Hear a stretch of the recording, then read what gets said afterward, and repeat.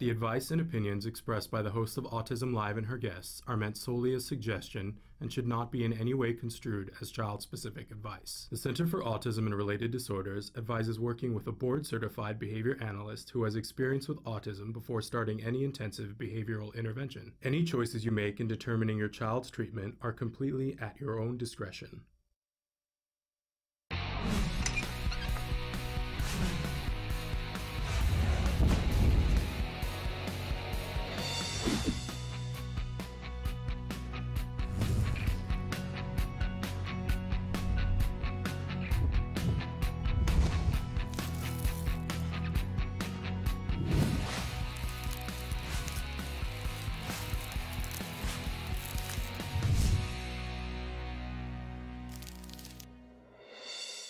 Good morning and welcome to Autism Live. I'm Shannon Penrod and we're coming to you live from the Warner Center in Woodland Hills, California. This is the home for Autism Live and it is the home for the Center for Autism and Related Disorders. Now, you might be wondering why I am sitting here holding a roll of duct tape. This is going to figure largely into the next hour, not this hour, but the next hour of the show. Because, I have guests on the show well, the nice way of saying it is that I have the gift of gab, that I certainly know how to talk, right? And sometimes I talk too much. So we had a guest on who's one of my favorite people on the face of the planet, Kobe Bird. He is the young man who is on the spectrum, who is a very talented actor and recently did a guest starring role on The Good Doctor. That was last fall. And we had Kobe on to talk about that. And many of you wrote in afterwards on YouTube and let me know, you're such good teachers, you let me know that I talked way too much. So a little bit later on, we are having Kobe Bird back on the show. And yes, I am going to duct tape my mouth shut so that this young man can have his fair turn and say what he's going to say. So that's going to be awesome. I can't wait to see. Everybody said you should have gotten a nicer, gentler kind of tape. Well, maybe that'll be my new exfoliator, right? In any case, that's in the next hour, but you're going to want to stay tuned for that because it promises, the whole show is going to be lovely today. It's our last live show in the studio in the month of April, so we're really going to hit it hard here. But of course, we are going to be live on the red carpet all weekend long at AutFest. And that's part of what we're going to be talking about today. So in any case, I want to welcome you here and let you know that we are going to be live for the next 2 hours talking about autism from a 360-degree perspective. Hopefully we'll already touch on things that are important to you. But if we're not, boy, speak up and let us know. We rearranged our schedule a little bit today because we had so many questions yesterday that we couldn't get to. So we rearranged the schedule a little bit so that we can get to some questions today. So the whole show is meant to be interactive. Samantha's going to show you some of the different ways that you can participate. And while she does that, I want to remind you that our homepage is autism-live.com. When you go there, lots of stuff to do. But I really want you to focus on, if you see the computer screen, if you click on the little triangle, can't talk today, the triangle on the computer screen, that will start either the live show playing or the most recently recorded live show playing. And if you want to go back through our archives without leaving that site, there is a little memo tab up in the upper left-hand corner that you can go back through the 100 most recent shows. Very soon, it's within days, you're going to be able to see all the videos we've ever done from that page. It's going to be amazing, and you're going to be able to search by topic on that page. Thrilling. But for now, on that first page, you have something we call the live feature. If you put your cursor in the box that says your question, all you have to do is type and hit enter, and it shows up here on my screen. And in that way, you and I can attempt to have a conversation in something close to real time, right? But better than that, you can ask our guests questions that you want to ask, and I know you're going to want to do that later on. I do encourage you, because that live feature, it has like a couple of minute lag, so ask early in the segment what your question is, and we'll try to get to as many of them live as we possibly can. Of course, you can always ask questions on Facebook and YouTube as well. But the great thing about doing it on our live feature is that nobody knows who you are when you're asking the question. So if you want anonymity, autism-live.com. All right. I also like to remind all of you on Thursday that while we have lots of experts on the show, that I'm not one of them. My credentials to be sitting at this table are that I'm a very proud autism mom, and I have been covering the subject of autism in some form of radio show or web show now. I think we're coming up on the, is it coming up on the 10th anniversary? I think that we are. So yeah, absolutely 10th anniversary. So that's kind of crazy, but thrilling. And what that means is that I have a passion for helping whoever is watching. And I know that our community is so much bigger than people realize. It's parents, it's teachers, it's practitioners, it's aunts and it's uncles and it's neighbors down the road. And of course, it is individuals who are on the autism spectrum. And anyone who loves them, right? And wants to help them to be able to achieve what they want to in life. So that's who I want to help. If that fits your description, write in, put me to work for you. Let me know what it is you need more information about, because the internet is huge and it can be difficult. Let me help you to try to find a resource where you are. That's what I'm here for. That's what I'm all about. All right, we like to start every Thursday morning with something we fondly refer to as the jargon of the day. This is when we take on one word, one phrase, one acronym, and we try to figure out what are they talking about and why do they use these terms, right? You will see after you've been on this journey for a while that these terms will help you if you understand them. So we try to give that to you a little bit at a time, right? So we take a word, a phrase, an acronym. First we give you the actual definition. Then whenever it's appropriate, I make fun of it. And because you can't figure out what it is from the definitions. Hello. And then we give you the watered down version that really, tears the ticket of the experts, but hopefully will give you an idea of what this thing means and how it can possibly help you. Okay? Sound like a good plan? Our word of the day is, I'm on the wrong side, Carol Merrill, tact. Now, this is one of those tricky ones because your mind immediately goes to the idea of having tact, like, not saying something in a crude way and saying it in a proper way, right? That's not what it means. When we're talking about tact in the world of autism, we're talking about a verbal operant. Oh my gosh, did I just throw more jargon at you? I'm so sorry. But there are these verbal operants, which are the different things, different aspects of speech that we need to teach. You know how when you guys write in and you say, well, my child can say a few words, but how do we get to conversation?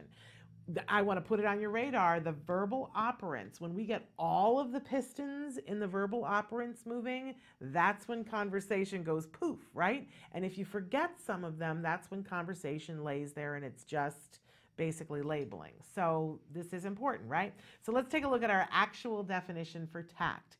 It is a verbal operant evoked by nonverbal discriminative stimulus and followed by generalized conditioned reinforcement.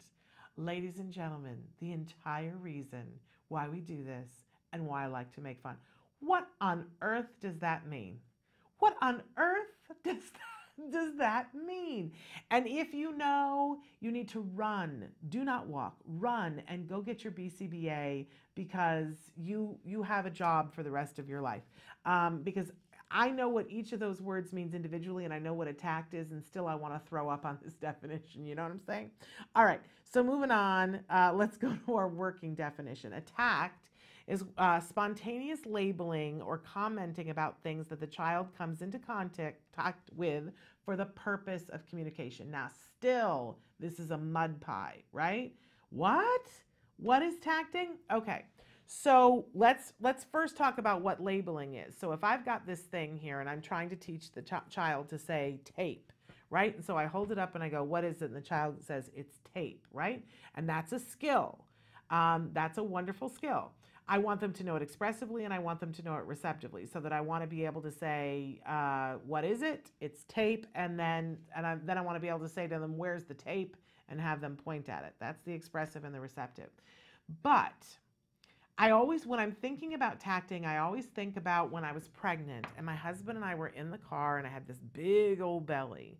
And I turned and I said to my husband, you know what? In like a year, we're going to have this little angel in the back seat. And we were coming up over a hill, and there was this carnival that had all these balloons. And I said, in just over a year, we're going to have somebody in the back seat who, when we come up over this hill at this time of year, is going to say, balloon, balloon. That balloon is a tact. It's labeling, but it's labeling for the purpose of identifying something that's new or novel in the environment, and saying, labeling it for the purpose of communication. Because when the child in my imagination said balloon, balloon, it was to say, and the rest of the language isn't there, but it's as if to say, Mom, Dad, look, did you see the balloon? There's a balloon, right? That's all the unspoken that's there.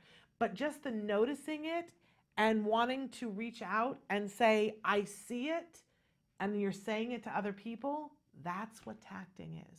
And it is such a little kernel, like if you're making a fire and you've got that little itty bitty, like there's a little bit of smoke and you got to fan it. That's what a tact is to language. Because we want to make sure that a child can tact, and then we're going to fan it and add the other words around it so that eventually the child will say, look at that. Hey, do you see that? I see that. And then you say, yep, I see it too. And it becomes this joint attention triangle of language. It is such a precious little gem that most of us who aren't taught this, we see it every single day and we walk right past it, right?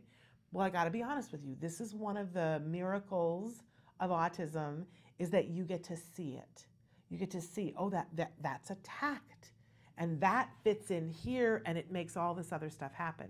But here's the difficult thing about a tact. It's really hard to teach.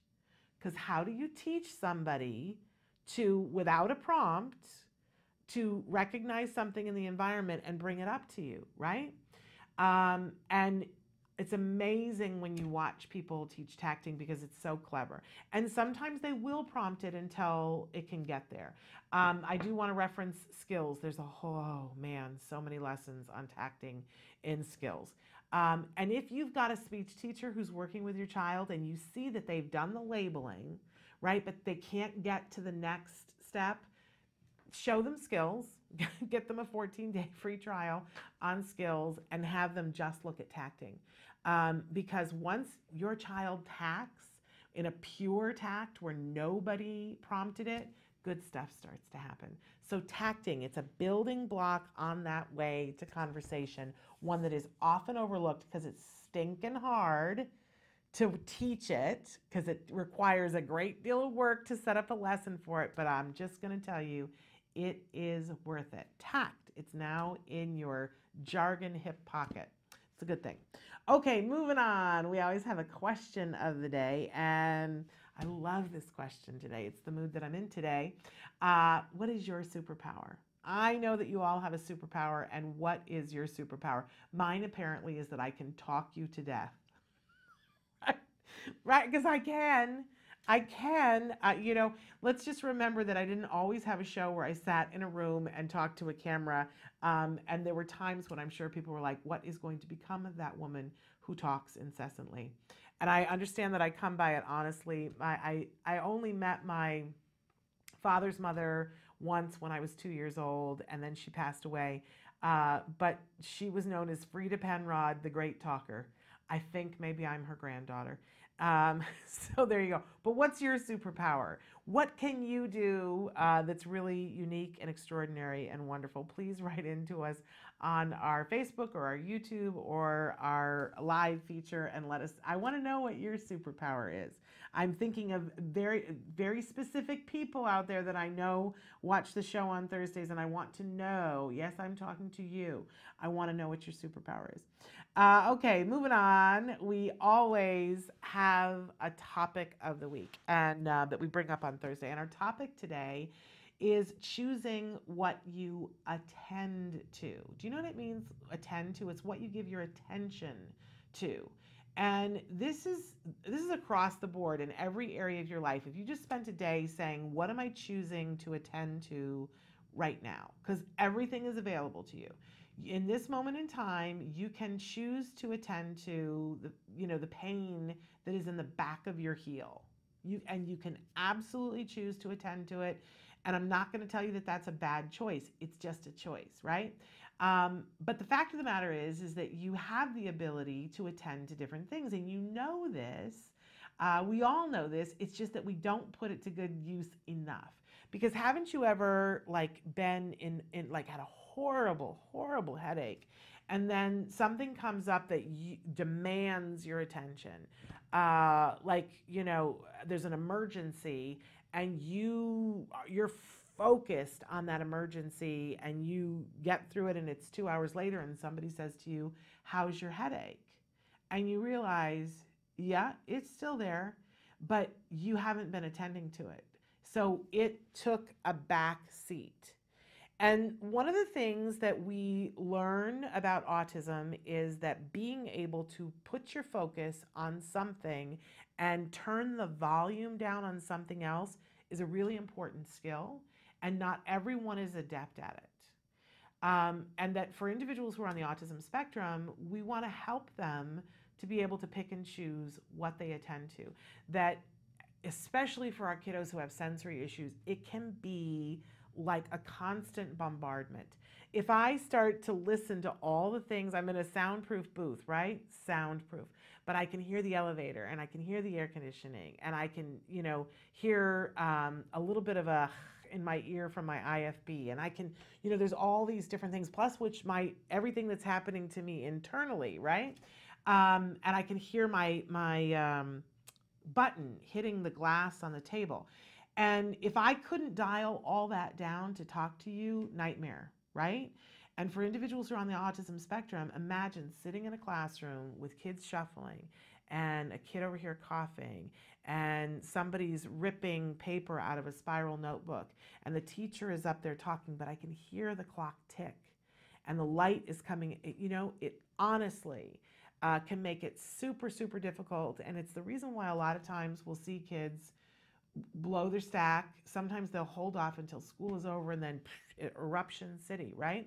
So being able for all of us to be able to choose what we attend to and dial everything else down, what a skill. So we'll talk a little bit about that. And we have just talked a little bit about that. Moving on to what we have on the show today. Now, I have to, a little programming note. We've got Marina Bulkin on here, and we've had to postpone her. Mostly for my reasons, and because I wanted to get specifically to some questions that you guys had written in today. But we will postpone her for another time. We are going to have special education attorney Bonnie Yates with us. And then when we're done with Bonnie, we have the fabulous Kobe Bird. He is the young actor on the autism spectrum. He's been on Speechless, and just last fall he was on The Good Doctor. He's part of the Miracle Project. There's Mr. Cobes on The Good Doctor. He's going to be with us. I am going to duct tape my mouth shut. It's going to, isn't it the thing that you've all hoped for? That at some point somebody would just me and just shut me up for at least a little while, right? And then we're going to welcome into the studio with Kobe Matt Asner. We're going to be talking about the Aut Fest. I am so excited about this on Friday and Saturday. It's the second annual Aut Fest. This is the day it's a weekend of movies and television shows that in some way have an impact on the autism community. And some of these films, you guys, are just amazing. And of course, the 2 TV shows that they're acknowledging and showing and giving an award to Sony Pictures because of Atypical, and you know that I love Atypical, and also The Good Doctor. So a lot of stars are going to be there. A lot of filmmakers are going to be there. Everybody that can get there from the autism community should be there. I'm going to be there on the red carpet, but I'll tell you who else is going to be on the red carpet with us, Kobe Bird. So we'll talk about all of that and more coming up. First, we're going to take a break, and when we come back, we're going to delve into some of the things that you guys have written in and some of the questions that you guys wrote yesterday, because I don't want to let them go. So stick with us.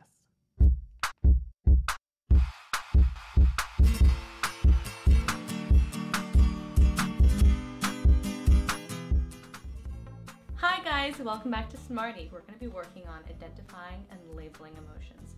In February of last year, I know we did something super similar, but I promise you for this project it's going to be faster and easier because part of the project you'll be printing from our Facebook page at facebook.com/autism-live. Well, here's the rest of the materials you'll be needing. Templates, scissors, crayons, and tape.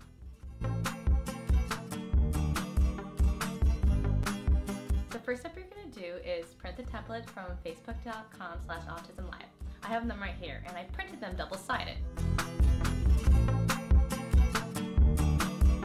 So now that I have all the pages printed out, I'm going to hand it off to my kiddo to have them color it in. So while they're coloring the face, you can of course work on identifying colors, labeling features, staying in the lines, and of course working on that pincer grasp. Once your child has finished coloring all the faces, you're going to take the pieces of paper and fold them in half. Once I have all the pages folded in half, I'm going to layer them together like a booklet. Now that I have them like this, I'm going to do is take my tape inside and kind of tape it together so they're bound together. If you have a stapler, you can do that too. Alright, now that this has been taped together, it looks like I have a book. So we're almost done with the project. All we need to do now is cut along the dotted line. Keep in mind, don't go all the way across the edge or else it's going to be cut into thirds and it's not going to be a solid book anymore. The other thing in mind is, your kid can work on following a straight line while cutting, and if they can't do that, help them out. Alright, my booklet now has been cut up, and as you can see, I can now take a tab and flip it, and it'll change the look of the face. And what you can do is, ask your child how the emotion of the face changes based on what parts of the features you change. Well, I hope you had fun doing this activity with me, and until next time, craft on, guys. Can you see me flying by your side?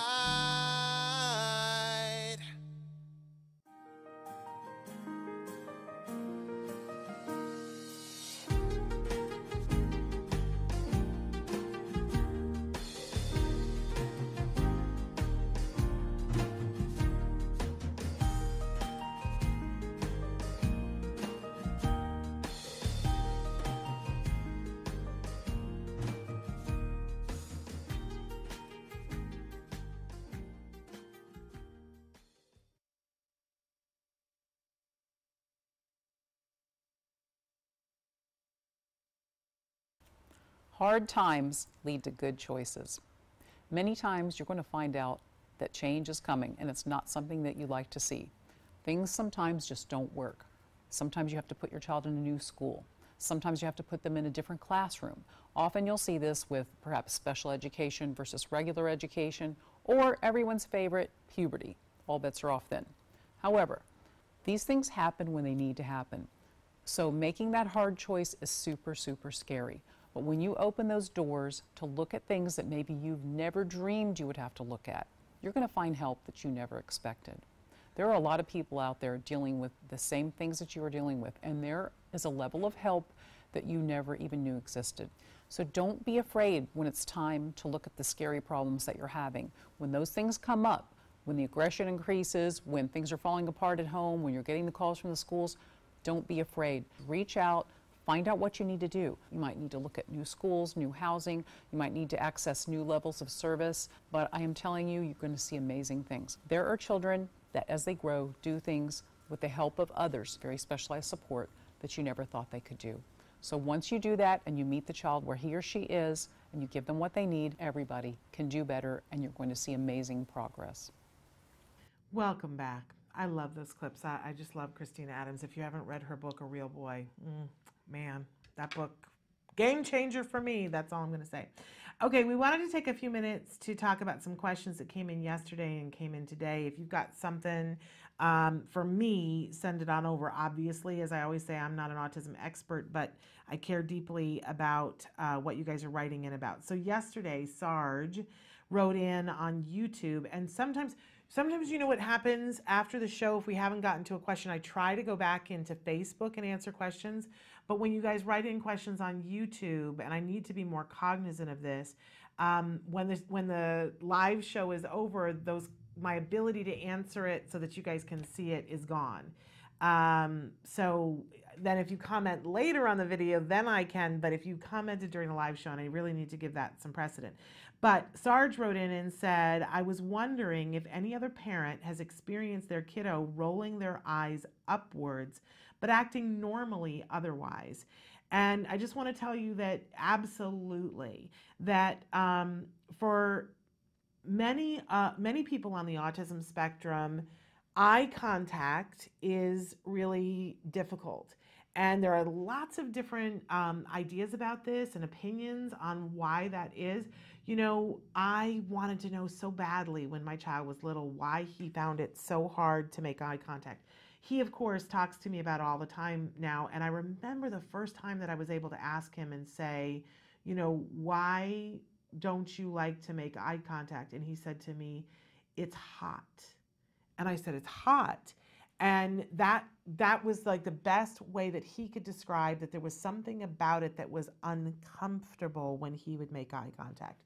And I've had other friends that are on the spectrum that have the ability to communicate their feelings about it, say it's so intense. And if you think about it, that's true for all of us, right? When you make eye contact with somebody and you're really connected, there is an intensity about it that sometimes can feel awkward or uncomfortable, or even not even a bad thing, but it's just intense. It's a lot. And for some people, I think it's too much. It's just another sensory thing. There's nothing weird or odd about it. If you think about, you know, I can't stand nails on a chalkboard. Oh my gosh, just thinking about it and I have a reaction. Some people have a reaction to egg crate sounds. Everybody has their different sensitivity. I know people that if they hear a loud, like microphone feedback, they're underneath the table. So why would it surprise us that some people, eye contact is really intense for them, and that it's a little off-putting for them, right? But other people on the spectrum, it isn't just the eye contact. It's looking at things out of the side of their eyes. My son certainly had this, that he would pick up a toy or a spoon. Oh my gosh, if it was reflective, he would pick up a spoon and look at his reflection, but he would look at it like this. And that was deeply pleasurable to him. And I just thought it was the strangest thing in the world, right? If it was his favorite toy, we'll see this with toy cars a lot, that the kids will play with the wheels and they will sit down and they'll want to look at the car from this angle because it gives them a different view. For some kids, it's that's where their eye focuses. It can be a musculature issue where the muscles around the eye aren't developing the way that we necessarily would want them to, and so they have a hard time holding their focus directly forward, but to the side or up, their ability to see intensifies. It's sharper, it's clearer. I watched as a developmental I don't know whether it was an optometrist or an ophthalmologist. I believe it was an ophthalmologist who tested my son extensively, and he had two. There were little poles with little balls on the end. One was silver and one was gold. And I want to say my son was 7 or 8. And he had my son sitting in the chair, and he'd done all the other eye tests on him. And he said, okay, I want you to follow the silver ball. And he would, you probably have done this yourself, right? And then he would say, now I want you to follow the gold one. And he was doing all kinds of things with them. And he made me watch because he said, I want you to see that my son's eyes would get to a certain place in the tracking. And by the way, this is a lesson that we teach little kids, how to track an object and follow it with your eyes. It's in skills. It's there because they need to be able to do that to learn how to read, right? But so my son, I saw him sitting in the chair and he started, moving and doing this. And as the ball would move and he was, moving his head much more than a person needs to watch a ball. But the ball would get right in the middle and his eye would kind of like have this little spasm. Like it just couldn't focus. And he was, and the doctor said to me, do you see how hard he's having to work? The fact that this kid can read at grade level is nothing short of a miracle. So I want to say to you, Sarge, you're not alone. And by the way, people who aren't on the spectrum have these issues also. So this is why the spectrum is this set of different concerns, and you have to have a certain number of them, because you can have eye issues and not have autism. But we certainly do have, I wouldn't even say 50% of our kids have these eye issues, but if you see your child having difficulty with certain things, it's definitely worth looking into, because it's you know, you're going to take them for an eye appointment every year. Hopefully your insurance will pay for it, and say to them, can we talk about the fact that, you know, they're rolling up their eyes a lot, and have, I would recommend a good developmental, I believe it's ophthalmologist, to do that. But don't let it go, because it affects other skills. We now know, I love that the Center for Autism and Related Disorders has been able to phenotype already 7 distinct types of autism. And one of them has to do with this eye thing, and those kids have trouble catching a ball. If you think about it, why wouldn't you have trouble catching a ball? Because if your eyes are having trouble focusing directly in front of you, that would make it difficult to catch a ball, right? Those kids seem to be like on a tape delay, and the ball hits them and they don't quite know what happened. And then they don't want to play ball, because if the ball hits you in the face and you can't quite see it, why would you want to play it, right? So I know for me as a parent, my kid wasn't good at catching the ball. So I was like, let's not do that lesson. Let it go, because he's not going to be catching a ball when he's at MIT designing a rocket, right? That was my rationale. And then we get to riding a bike, and without training wheels, and man, really hard. And we get to shoe tying, and it's taking way longer than other things.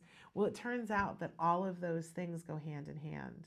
And that if we don't get the ball skill under control, and we don't, by the way, the doctor gave my son exercises, and there was even a machine that he used where you had to follow a dot, and this machine would light up in different patterns, the dots, and he would wear special glasses to do it.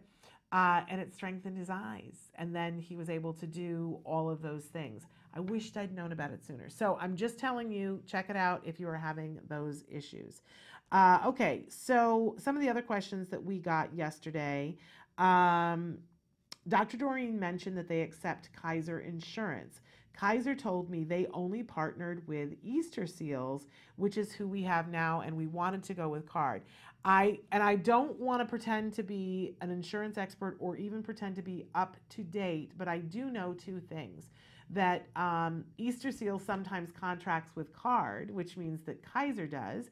And there have been many times that people who are in Kaiser have petitioned for a single case agreement. And what that means is that, let's say your insurance contracts with, they say, here are the 3 providers that we offer you. You appeal and go in and ask for, and card helps you to do it, but you appeal and ask for a single case agreement, which means that they're not going to vendor with card, but they'll make a single case agreement with you for your case that you can get card. And I know people who have been able to do that at Kaiser, and using card. You generally have to give them a reason why. And certainly one of the reasons I think that is important is if your provider that the 3 providers that they've given you the choice of, if they don't have enough hours for the prescription that you have, if your child, for instance, has a prescription for 40 hours and they've only got therapists that are available for 30, that's a reason to ask for a switch to card. If they are not offering center-based and what you want is center-based, they're only offering home-based, that is a reason to petition and ask for card. And I'm sure that there are others as well, I'm just not as up on it. But if you really want card and you call card, tell them what area you're in, because it's going to make a difference which area, and they'll tell you if they've been successful at getting a single case agreement in your area, and you can talk with them about why you want card, and card may be able to help you and say, well, here's some ways that other parents in your area, arguments that they have used, because they'll know more of what has worked in the past. So there are many clients at card that have Kaiser. So I'm just going to throw that out at you. That's for Laura. And Laura also had reported that she had a really good experience with California Diagnostic Center. They had their 2-day assessment last week, and she said the experience was amazing. And I absolutely love that. So I'm just reading all the things because it's pretty lengthy. Best part is parents and teachers can use them as a resource until the child turns 22. There's more to share, but I just wanted you to know these key points. They will be sharing the final results with us and the district next Friday. So woohoo to that. We love it when we get a good review for something. And then I also wanted to bring up that Sarge had also said that they're in Alaska. And being here in Alaska, many diagnosis is telephonic, and neurotherapist has told us that is a form of it is a form of stimming, but because of length of time she does her eye rolling an hour, it is a concern. My daughter has speech and OT therapy in 45 minutes, so I have to get going and get her ready. I see this. So this was yesterday. Thanks for your assistance. Sad thing is that here in Alaska, there is only one board-certified ABA therapist, and the school district doesn't use her, but instead flies a person in once a month for evaluations. Well, the truth is that that's not a bad circumstance necessarily, because if they're flying somebody in that is doing evaluations, as long as they're an experienced board certified behavior analyst, then that's okay. And then having another board certified behavior analyst there to implement, to take the results of the assessment and implement it, that isn't a bad combo if they are both working in their lane, right? What concerns me is the two enough? And you mentioned that there's telehealth. And I know that in some states now there is diagnosis by telehealth, which is a very interesting thing to me. So stimming, let's talk for a second about what stimming is. Stimming is it's a shortened version of self-stimulatory behavior. The thing I don't like about that is that it assumes that the behavior is to stimulate the child.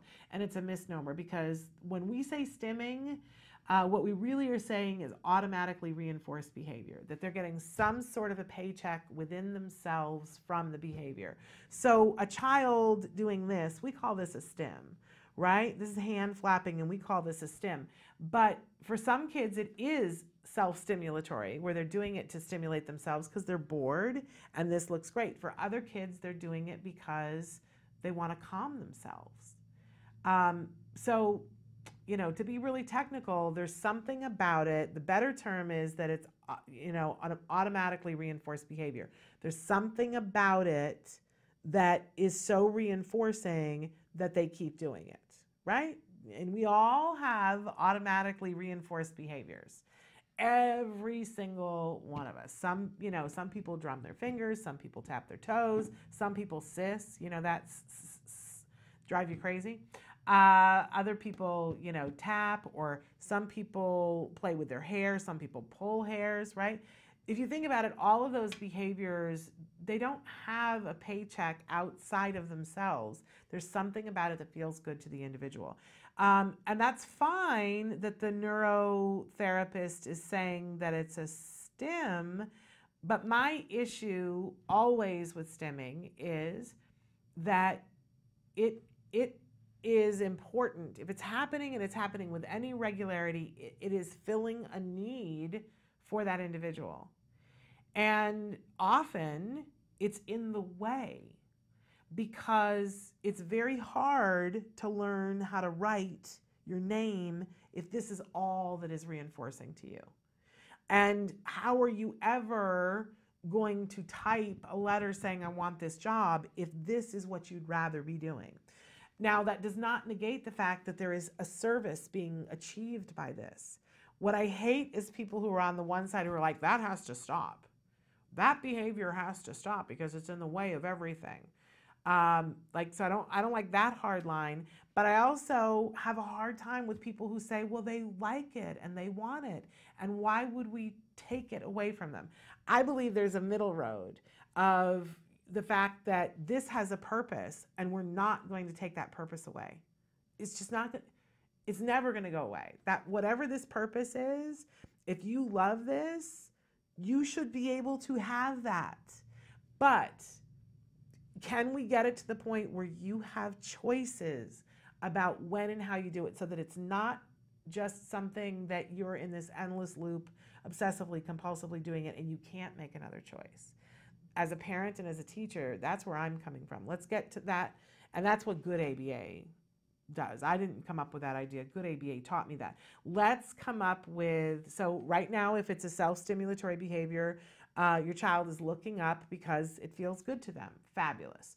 But that's going to prevent some things for that individual later on. So can we work on it so that whatever this gives that individual, let's give it to them in another way. In another way that still makes them happy, still fulfills that need, but doesn't prevent them from making a friend, that doesn't prevent them from learning a lesson that the teacher is giving, that doesn't prevent them from being able to go on and do whatever they want in their lives. That's where I'm coming from. So I hate it when people just go, oh, well, that's a STEM behavior, as if there's nothing that can be done. That just isn't the truth. That's not the way it goes. And other people who are so hardline about it, but you got to take that away from them. I just don't know how that's successful. I have not seen that work, and I don't think it's nice. We don't take things away from people without giving them a replacement. It's got to be as reinforcing, or it's not going to work.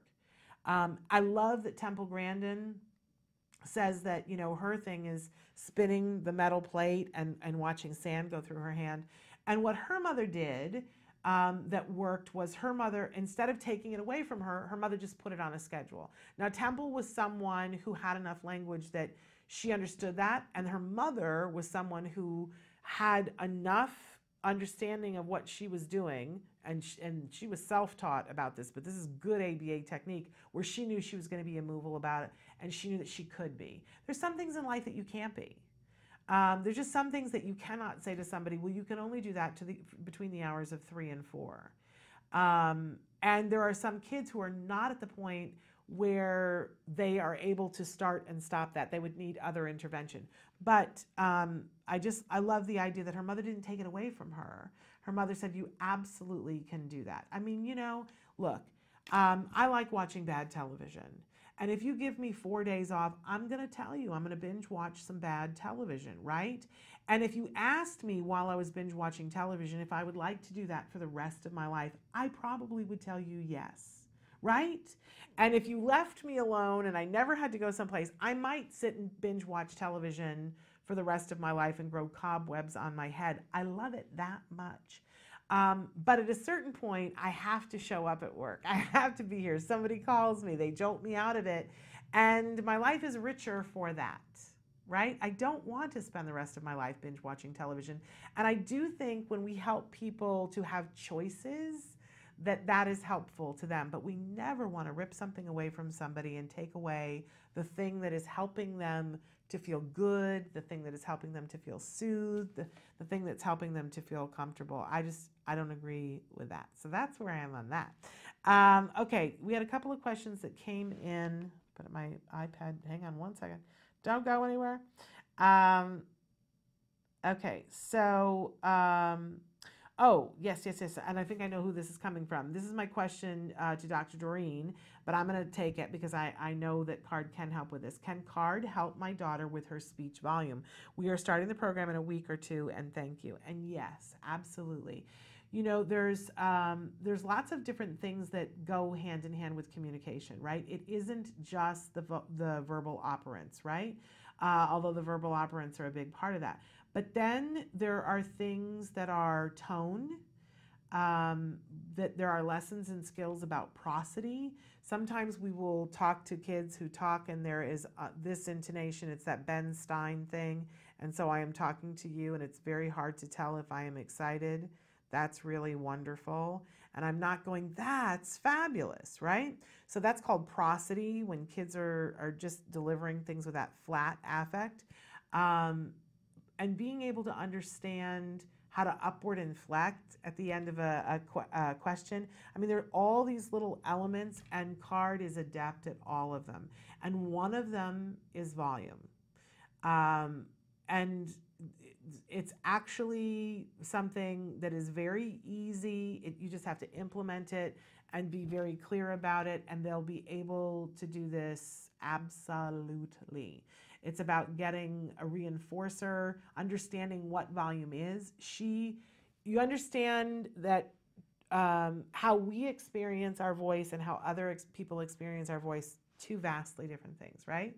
We all, when we hear ourselves record, and I go, oh, I'm so nasal. That's the first thing I say always, right? Because I'm like, oh, that's a surprise. And obviously you guys have listened to me. You're like, yeah, no, you got a really, really nasal voice, Shannon. So same thing for our kiddos, right? And if you've ever had something like a dental issue or a sinus issue, I have a deviated septum. And sometimes if I have a cold, it's like if something's stuffed up, you hear yourself in a different way, right?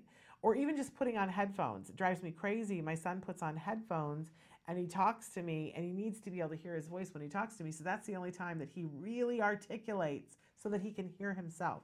There are lots of different ways that they can help her to hear her voice, and then they'll get her to hear the volume that they want her to speak at, and they'll reinforce it like crazy, and you'll see it's going to be super awesome and much faster. I encourage you to think about what else you want to work on, because they're going to be able to get this moving in the right direction very quickly. To my India mom, I hope you use that email that I told you to use, and I hope that works out for you, because I would really, really, really like to see you. We are past time now. We got to get Bonnie Yates on the phone. So stick with us. We're going to take a break, and we're going to be right back with Bonnie Yates. You say howdy, we say hi. Let's get rowdy, let's get wild. Let's get wild. Let's get wild. Let's get wild. Let's get wild. Welcome back. You're live on Autism Live, and I've got my friend Jennifer here. I'm so excited she's here to help me. She's got a son named Dylan. I got a son named Jeff. We got all sorts of allergy issues. And a lot of you say, what the heck can we do to eat breakfast that's not full of carbs? And getting my son to eat vegetables. Oh, yeah. This is a vegetable. So we're going to eat vegetables today. And so what we're making is a zucchini muffin. So let's go ahead and get started. So we just dumped in our zucchinis. You can start with less if you want to graduate your kid to actually eating healthy. We're going to do some eggs. And again, I use the organic cage-free eggs. So there's our eggs. I'm going to add in our oil. Again, I use a high heat oil, and the reason why I use a high heat oil, because when you bake, you want to make sure you're using an oil that doesn't disintegrate, because when oil gets too hot and it's not meant to get hot, it becomes toxic. So you got to be careful with your oils. So there goes our maple syrup, and again, organic maple syrup. What we're going to add next is cinnamon and our baking soda, baking powder to our mix. There's a lot of variations on flours. A lot of our kids are allergic to wheat, so there's a lot of things we can do to make this SCD, specific carbohydrate compliant, or just gluten-free, casein-free, soy-free. And flaxseed meal. Flaxseed meal is a great resource for extra fiber within the kids' diets. We're just going to turn on this fabulous, wonderful KitchenAid, and we're good. It's a great, great looking batter. And what we're going to do is talk a little bit about baking, where almost everything is aluminum, and aluminum can be a problem for some kids, especially kids that can't methylate and take the toxins out with their body. But if you've got, like me, I've got muffin tins, so I have the ability to just simply put in some cupcake holders, and that actually holds that together if I want to freeze it. Hey, nice work. Those look good, but wait till you see them when they're done. All right. So go ahead and pull them out. Here are the fabulous muffins. Now, if you've got a sensory kid that doesn't like vegetables, I can already ice by the zucchini. Remember what I told you earlier. Dissolve that simply by peeling off the green layer, and then it will cook literally translucent. Such a nice golden brown. I love how the texture is. We know that the breakfast can be a challenge. This makes that process a whole lot easier for you and your family. I really appreciate all the feedback. We definitely want to hear from you for our next segment. If you'd like us to cook something, or maybe make an old favorite and that's allergy-free, we can do that here on Autism Live. So give us your feedback. You can email us at autismlive@gmail.com. We also have a Facebook page like everybody, facebook.com/autismlive. And also you can reach Taka on the Taka website at Taka Now. We'll see you again soon. Thanks for joining us on Autism We Live. say howdy, we say hi. Let's get rowdy, let's get wild. Let's get wild.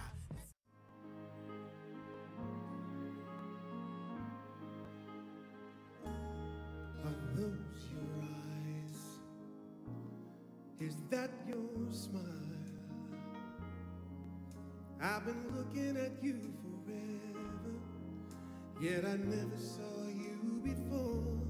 Are these your hands? As a celebrity, whatever that means, you want to do what you can to give back. The way I've always looked at it, if I'm available, I'm going to be there. And when you get there and you see what folks are doing and the lives that they're touching, how can you not want to continue to be a part of it? And for the first time, I am looking in your eyes. What can we all do to make a difference? Not only with trying to find a cure, but to help the children and the families that may not have the resources for these kids. When you're looking back at me, now I understand what. And none of us are doing enough, but I think that we're doing as much as we possibly can. Because we all live in society, and the more we can all do to help society, the more it helps all of us. And for the first time, I am looking in your eyes. And for the first time, I'm seeing who you are. I can't believe how much I see when you're looking back at me. Now I understand what love is. Love is.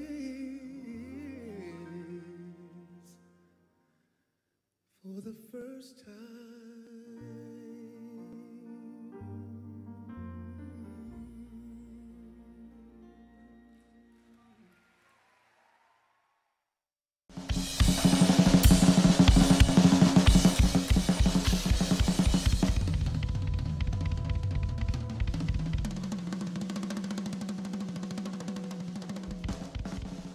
This is Logan Shepherd.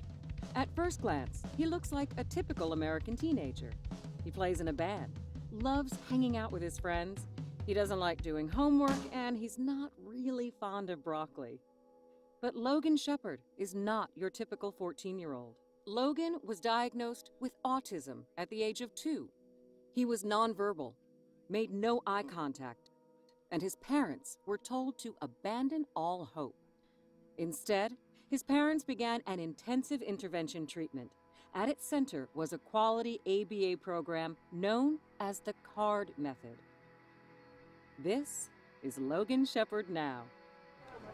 All I really want to say is, like, I'm kind of copying Martin Luther King. I kind of have a dream, like, that one day, like, I can just, like, inspire people and never give up. Because, like, that's what I want to do in life. Because if I can succeed, they can succeed. And I will succeed.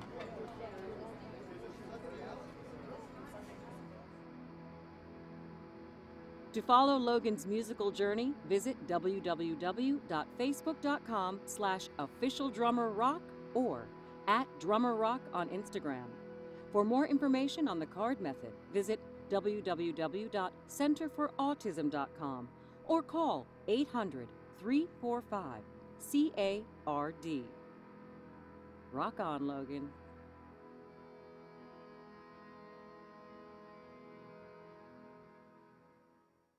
Do you provide care services to someone with autism? Recently, more and more children are being diagnosed with the condition and getting the support they need as awareness grows. But what happens to these children as they grow up? It's estimated that over 500,000 youth with autism will turn 18 in the next decade, and they'll be faced with a very difficult reality. As children with autism grow up, their services start to disappear or become very difficult to access. Things like medical care, mental health counseling, vocational training, and more. All services that are still desperately needed. The loss of support that youth with autism face as they grow up is so severe that it's referred to in the autism community as falling off a cliff. Adults with autism need the same level of support they had as children to avoid falling off the services cliff. Introducing Skills Living, the web-based software designed specifically to help transitioning youth and adults with autism so they can avoid the cliff and instead fly to success.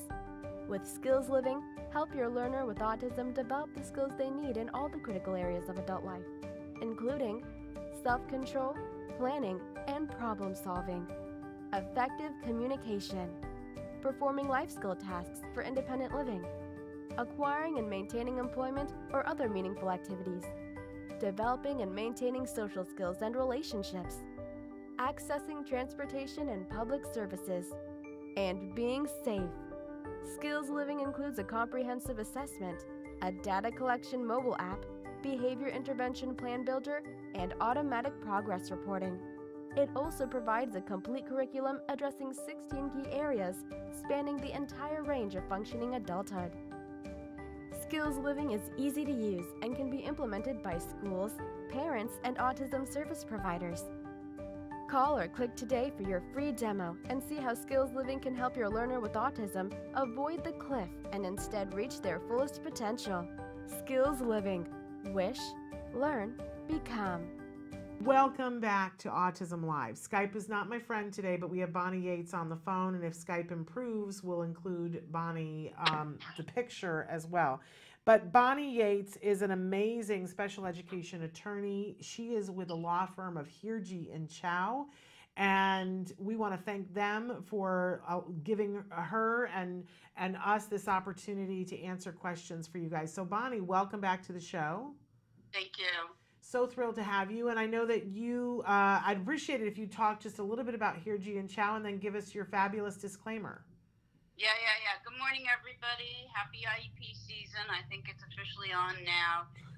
Hirji and Chow, LLP, is a special education and disability discrimination law firm in Culver City, California.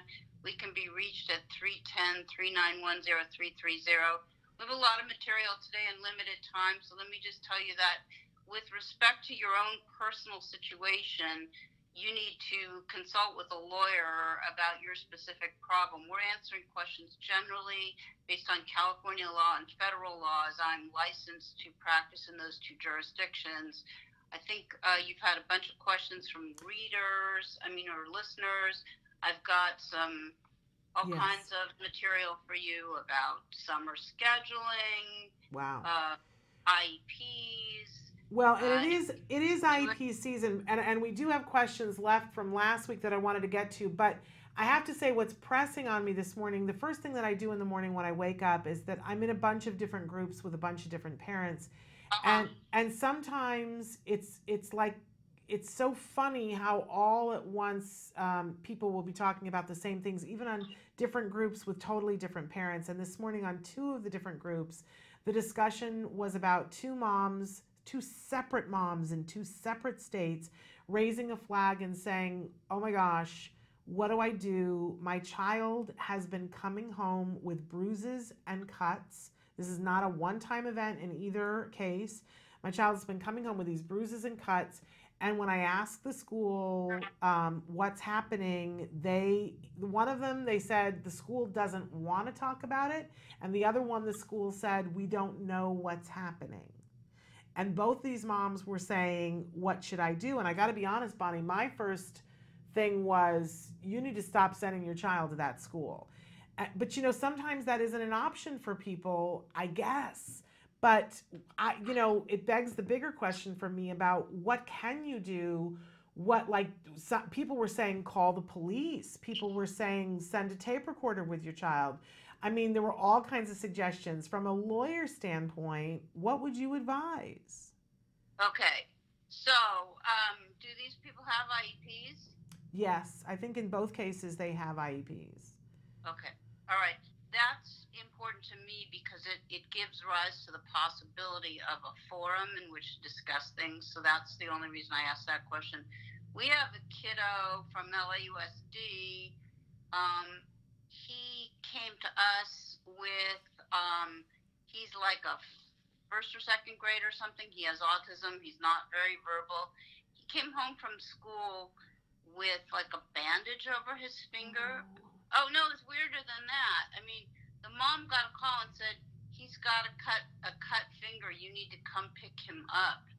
but the cut finger was really much more significant. It was kind of like on the tip of the finger behind the nail, on the back side of the finger, there was like a gash in the finger that was deep and apparently required the services of a plastic surgeon. And Mom said nobody at school knows anything. So if you are talking about wanting to pursue a civil case against the district, which is I think really what people are saying, there are a lot of things you need to do right away. Because when time passes, it's difficult to do them. So one thing you need to do is you need to immediately write a letter to the principal, spelling out exactly what happened and what your questions are, and you need to copy the superintendent. Second thing you need to do is seek medical attention and document the injuries. Okay. And then I guess the question would be, so what happens if the school doesn't respond?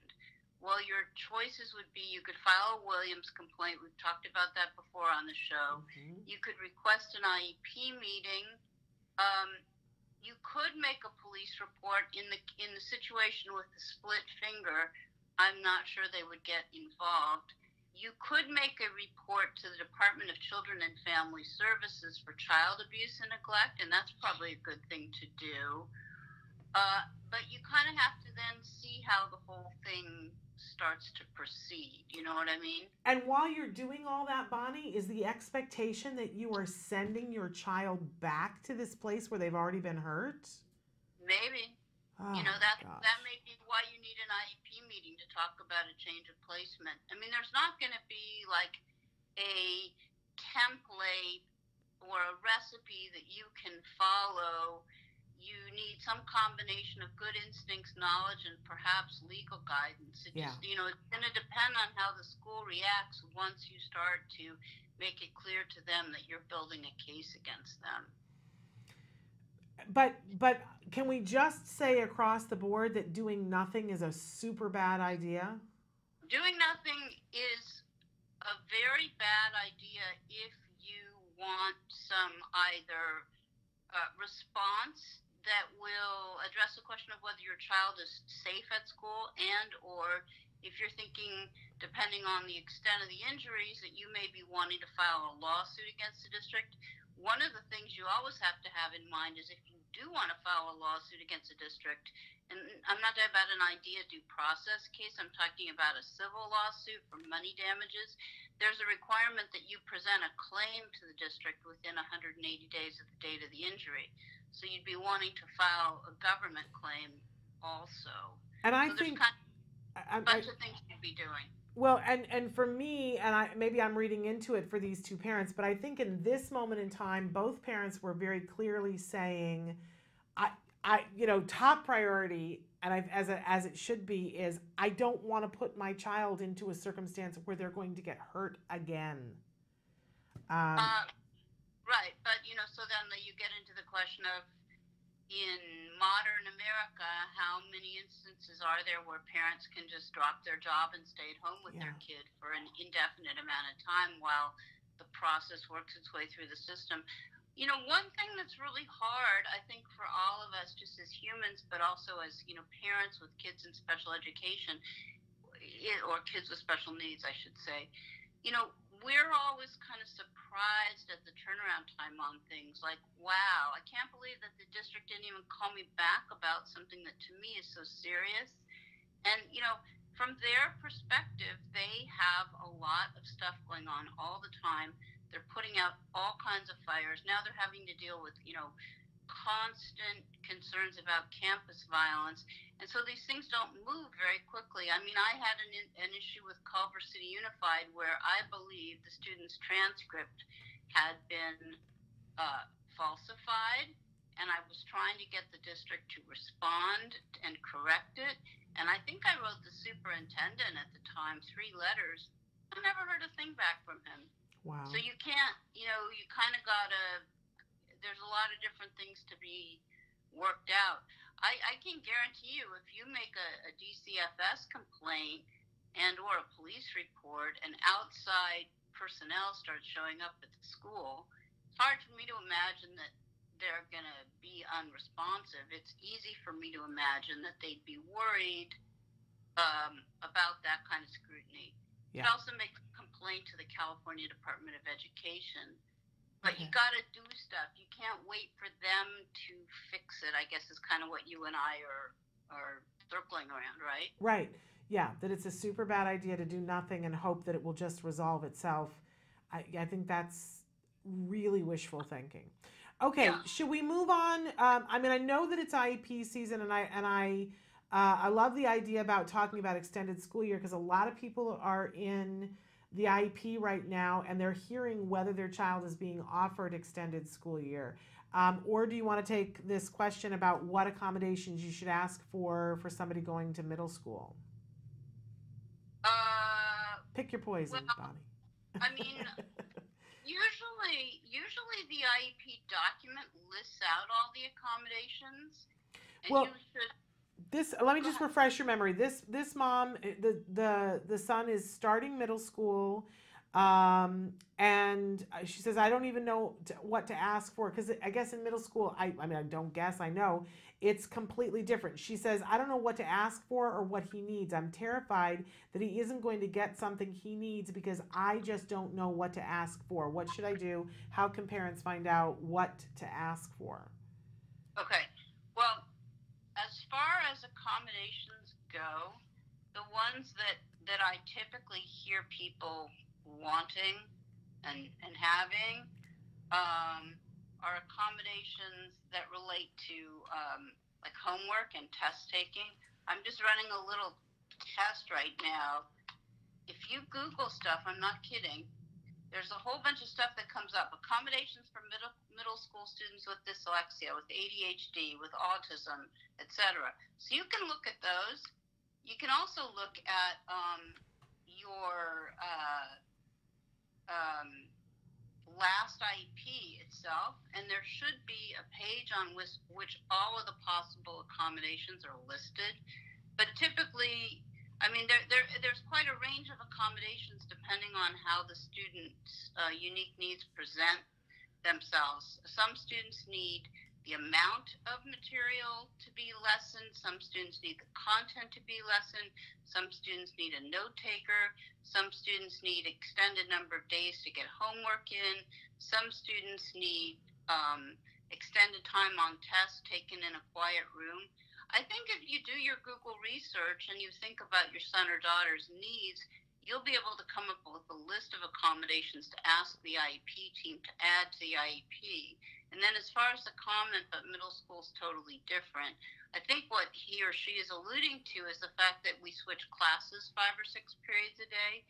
And so one of the challenges becomes making sure that individual teachers, if the student is in general education, are aware of the accommodations. It's less often that I see that kids are missing key accommodations. It's more often that I see that kids are missing the implementation of existing accommodations because the teachers don't know what they are because they haven't been provided with a copy of the IEP.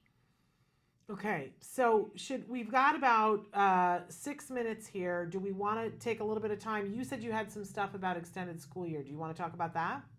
I have lots of material, but are we done with all the questions for the week? Well, we still had one question, but I think it's not as timely as what you're talking about in terms of IEPs. Thanks.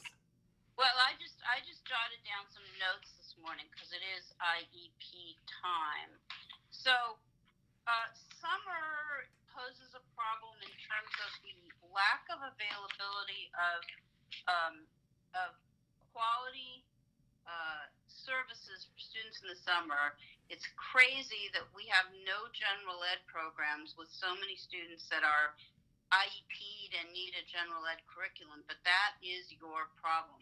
Public school summer school is generally disastrous when it comes to special ed.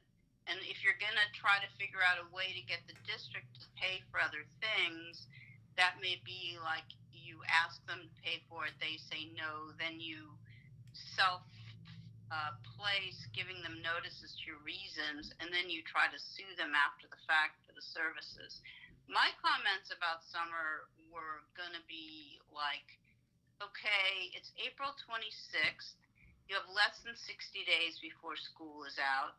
If you want to have an IEP, you better ask for it right now. And if you want any assessments, you better ask for them right now. But know that you're not going to get completed assessments until September. So that is one thing that becomes very critical at this time of year is the calendar constraints, because we don't do special ed all year long. And even though we really need to, I don't see us going to a year-round education system in California, and without the available personnel in the summer, we're just not going to do IEPs year-round. So when you are talking about what kinds of things go wrong and can lead to due process. I'm going to come back to IEPs, but I just want to throw some of this out.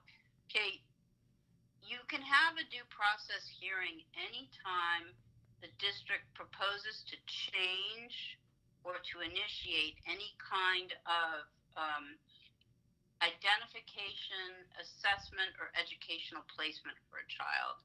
So those are the typical kinds of disputes, along with refusing to consent to a particular type of assessment, or they may say, this is kind of a new one for me, there's a disagreement regarding the availability of a program that's appropriate for the child, including financial responsibility. So we have a child that, that the district has consistently insisted they don't have a de-escalation room available anywhere on campus. So if I end up filing for due process on this case, I'm going to raise that issue with respect to the placement. Now, if you're asking the district to provide an assessment for your student, which you might be, and it might relate to summer planning or fall issues, you need to put that in writing. I would just say to you guys, stop doing everything orally. It doesn't work for people. They don't have a paper trail. It's easier, but it's harder. It's easier now, it's harder later. If your student needs a new assessment in whatever area, put that request and the reason into writing, because then the district will have only 15 days to get back to you with, either a proposal to assess or a refusal to assess. And once you've signed that assessment plan, they have only 60 days to conduct their assessments. However, vacations in excess of a week or summer vacation doesn't count. So you can see where the problem is and why I'm being a little bit, wound up about this issue of what do you need for the end of the year in the summer.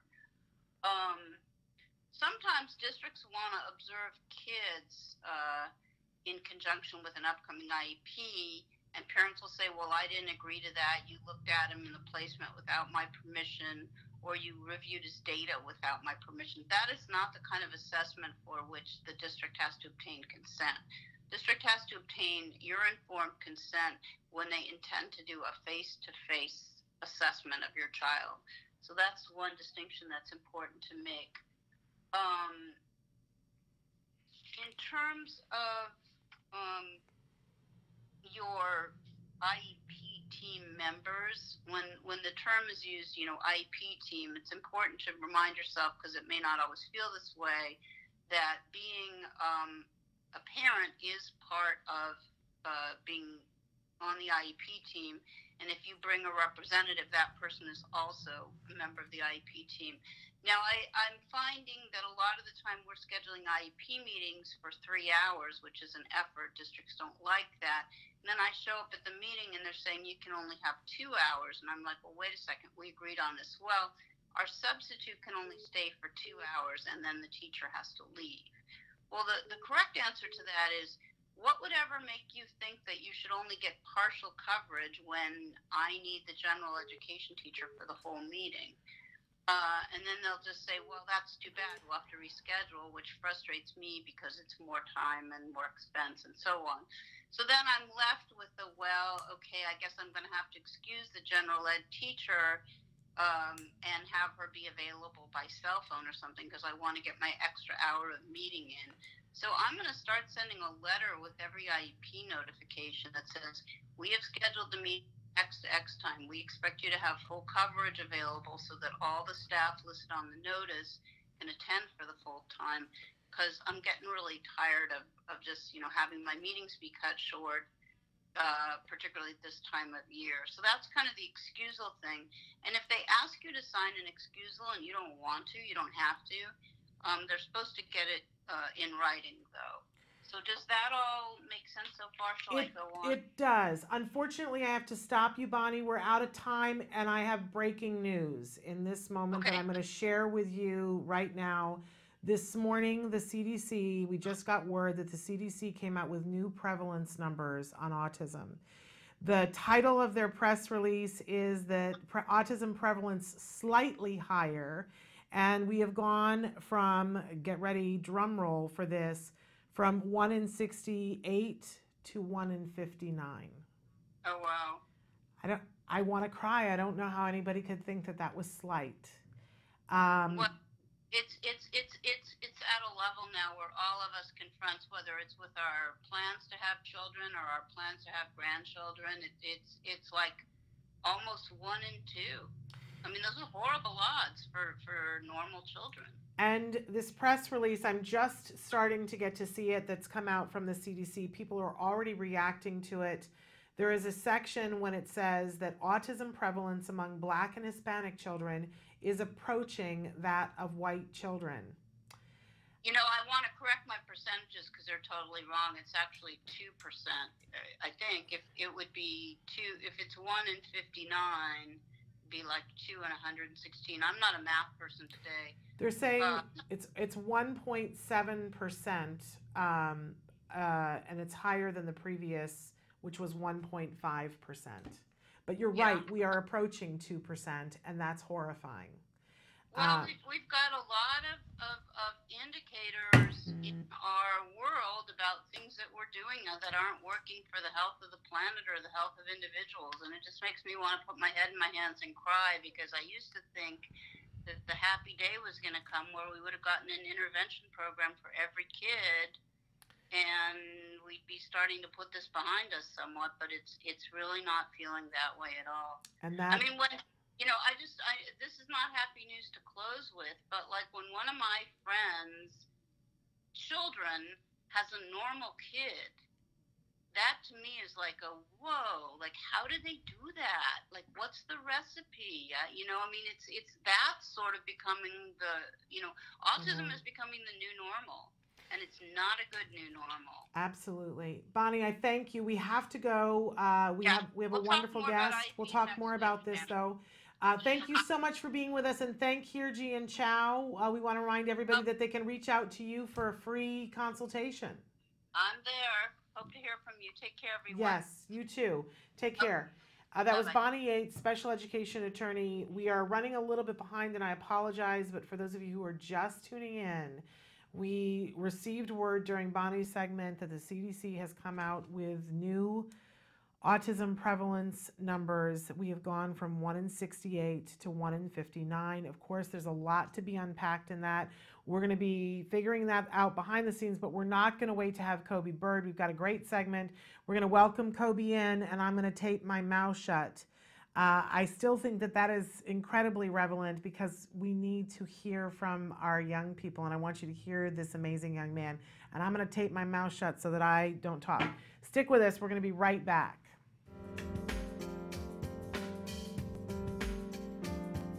I am Alexis Weinman at the Future Horizons Super Conference in Dallas, Texas.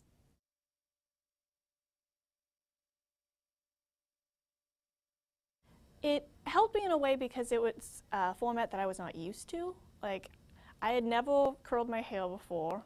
I've never worn heels. I didn't know what foundation was. And it was just, it was very, like, it helped me more in a business sense. Like, I know how to present myself in front of people now.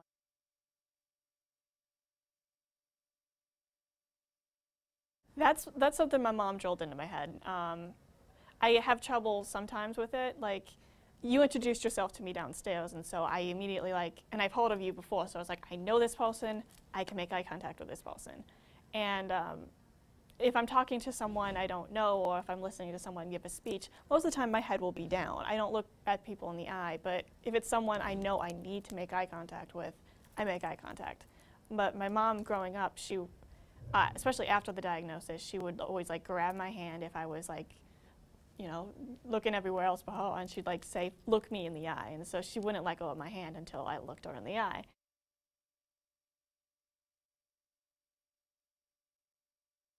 I do feel like I have to do play poet because, you know, sometimes there'll be jokes I don't understand, but I'll laugh at anyway.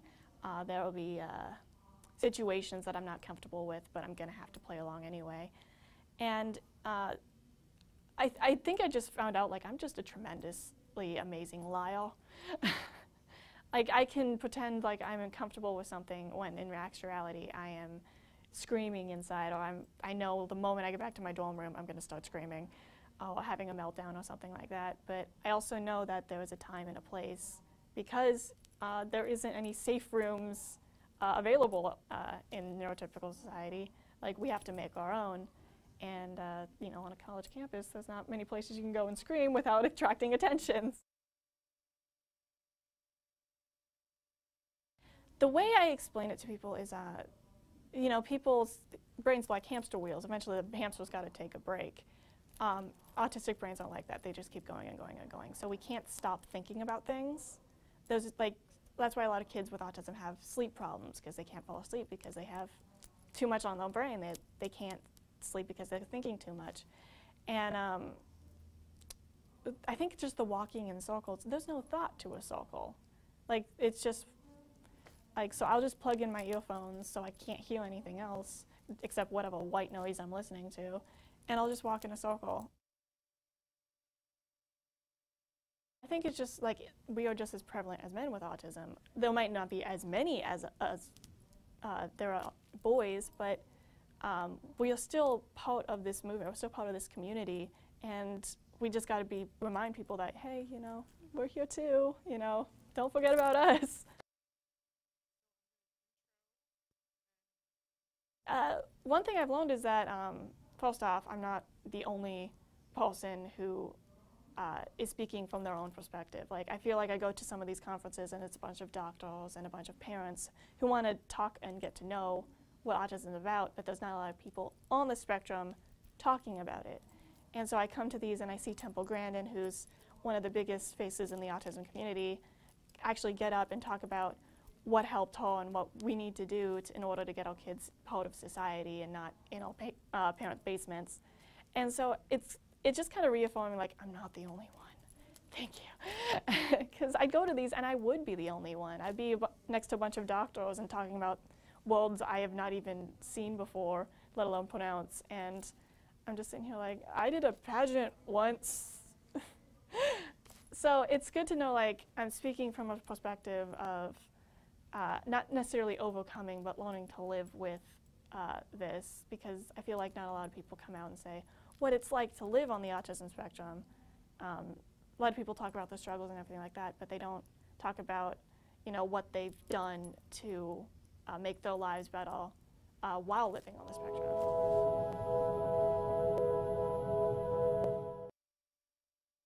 What is autism? What is autism? What is autism? What is autism? What is autism? What is autism? I've been asking myself that for a very, very long time. Let me think about that one. Trying to, just, Jeez. Let me think. Oh man, that's a rough one. Yes. Autism is a neurological disorder that affects many of our kids in different ways. It's a learning disability that affects the cognitive functions of the brain. A lot of people have the misconception that it's a disability, and it's really not. I look at it as like a special gift. When one person thinks differently from another. It's an opportunity for everyone to learn to understand someone that's a little different than them. Autism is the ability to educate. They're given so much talent in different areas. To me, autism means a chance to be with and be around people you really care about. Autism is beautiful. It's a way of seeing the world differently. It's always unique, totally intelligent, and sometimes mysterious. Happiness that comes out of my son's hard work. It's a movement. Unpredictable. That's right. Awesome. Love. The field I want to work in. Laughter, fun, joy. Autism is beautiful to me. I want you to remember these 3 words. There is hope.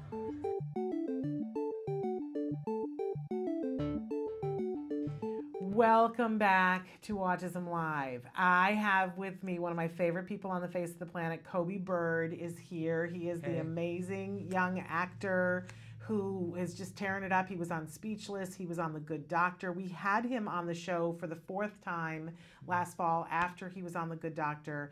And it was a lovely opportunity for me, apparently, to talk. And many of you wrote in and said, you know, seriously, what is wrong with that woman? Why doesn't she shut up? I have the duct tape. It's right here. There, so you can see there were Kobe and I. And many of you, I don't know if you can read what they said. Is this an interview or a monologue? She talks too much. Can't watch the whole thing because she's driving me crazy. We can't have that, Geraldine. And so I'm about to put duct tape on my mouth.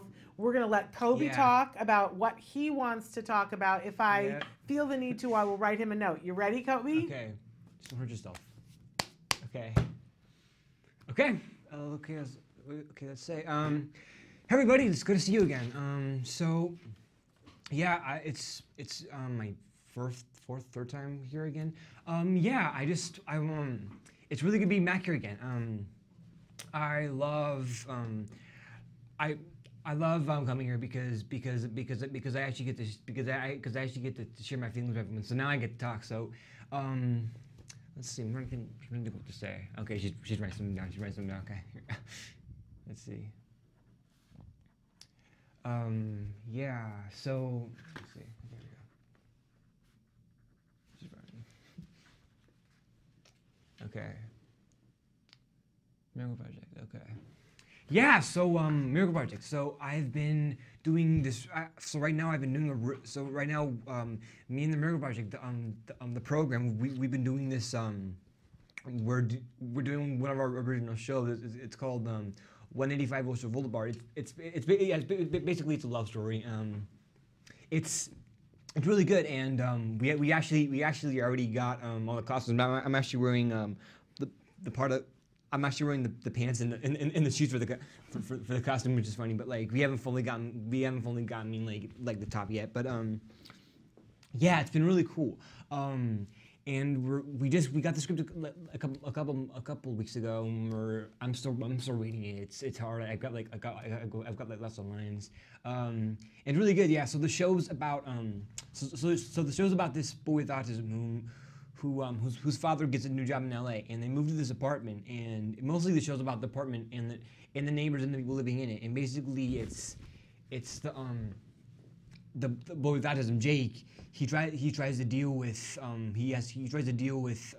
with new friends and he tries to find love, and he writes in his notebook like everything that happens around. So like it sounds like a break the fourth wall when we won't even notice. So it's really cool. Like we've been doing that kind of stuff. So yeah, it's been really cool so far.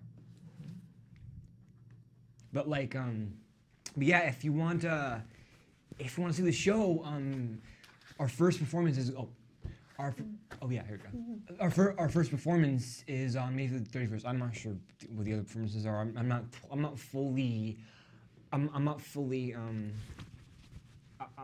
don't fully know when the other shows are going to be, but I do know the first show is going to be May 31st at the Wall Stand Theater. So yeah, get your tickets online. Oddfest. Yeah, so on Saturday and Sunday I'm going to be doing Oddfest, and I'm going to be interviewing with Shannon with all of the actors. It's pretty huge, and I'm actually and we were talking about like what questions to ask to the actors and the people like directors and people who made that kind of stuff. So it's been really cool so far. I mean, like of course I'm excited. Like I'm totally pumped for it. It's gonna be really cool. Good Doctor. Yes, Good Doctor.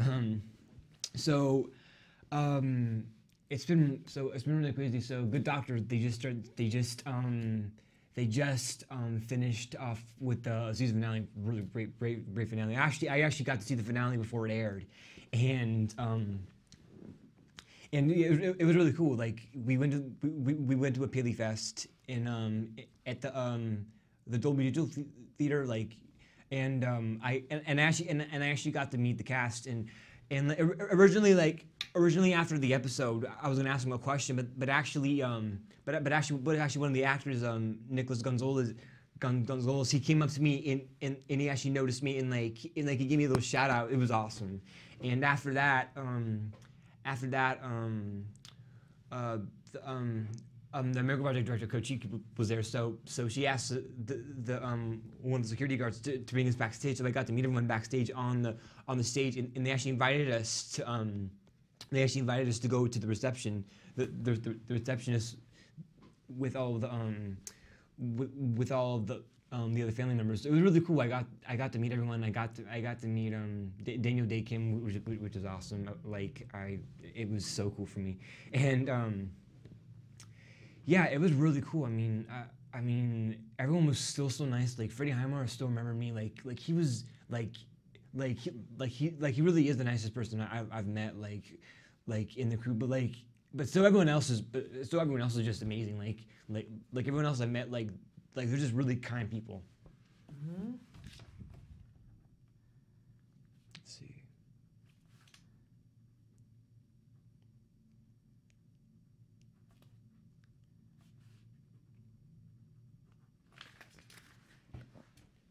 Ah, yes, auditioning.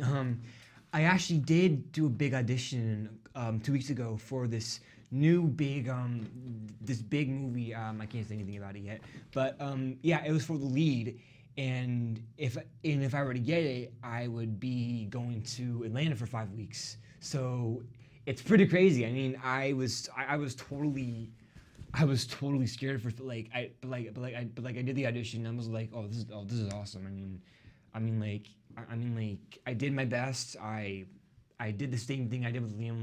Like I gave the character his own persona, the one I created, and it was a fun experience so far. So I've been doing that.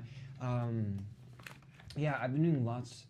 Yahoo, yes. So if you went to Yahoo, you might have saw the interview I did with Yahoo, and basically it was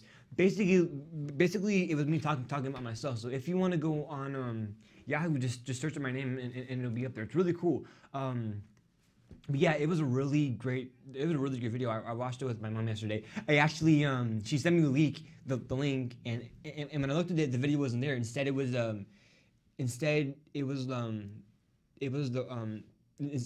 writing, so I was reading it, and my mom was thinking that it was supposed to be a video. I was like, I don't see no video. All I see is the description. And she's like, oh, there's a video. I'm like, there's a video? So I watched it and I was like, wow, this is so good. So it was really cool. Mm-hmm. Yeah. Ow. You okay? Okay, that you hurts okay? a little bit. Not as much as I thought it was going to hurt. Your Look at lipstick. perfect lips on Lipstick. it. Isn't that cool? Lipstick. Cobes, that was fabulous. Thank you. Clearly, I needed to keep my mouth shut. You're amazing. You need your own show. I think we've known that for a while. I think this is great. We're going to continue the conversation with Kobe, but we're going to bring Matt Asner in, and he's going to talk with us about OtFest and some of the people that Kobe is going to be interviewing on the red carpet this Saturday and Sunday, and the amazing films. I can't wait to talk with Matt about this. So stick with us. Don't go away.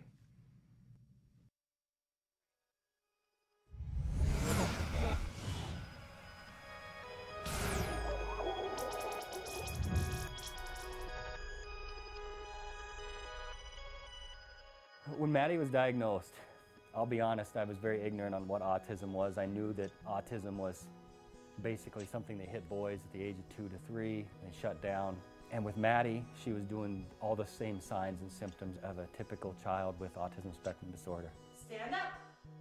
I was thinking that we might be moving somewhere so that people could assist us either in the house or us going to see our daughter, because she was shutting down to a point that she wouldn't even recognize you being there by putting your hand in her face and yelling her name.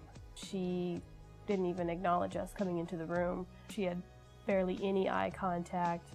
She didn't interact with her sisters. She didn't really do anything. She just basically lined up her toys and that was about it. With 8 volunteers, including my husband and I'm the team leader, and so I do all the curriculum and get everything ready each week. Jana was downstairs until 11 o'clock at night working on curriculum, going through 2 different textbooks. Look, who's that? And then we, as a group, meet on Monday nights, and we would go through what the curriculum was from Jana. And a lot of times we would go, well, how exactly do you do that? How do you sit her at the table and do this trial-based? With what skills has done for us, it's taken that away from Jana trying to figure out the curriculum for one. She can go down, or even our laptop, and she can sit down and through all these questions, it comes up with the different programs. At least for me, it was a relief off my shoulders. I was worried that I might be missing a curriculum that maybe she needs to know, where the skills, they have every possible thing your child needs to know from 0 to 7. They have a program for that. What noise is this? Good job! Every program that we did with her, I knew it was specific for what she needed to learn. Because before skills, it was a lot of, okay, well, is that really age appropriate for a 2-year-old? You know, because it's not generalized. It's anywhere from 0 to 7. This is what your child needs to know in most manuals you'll find.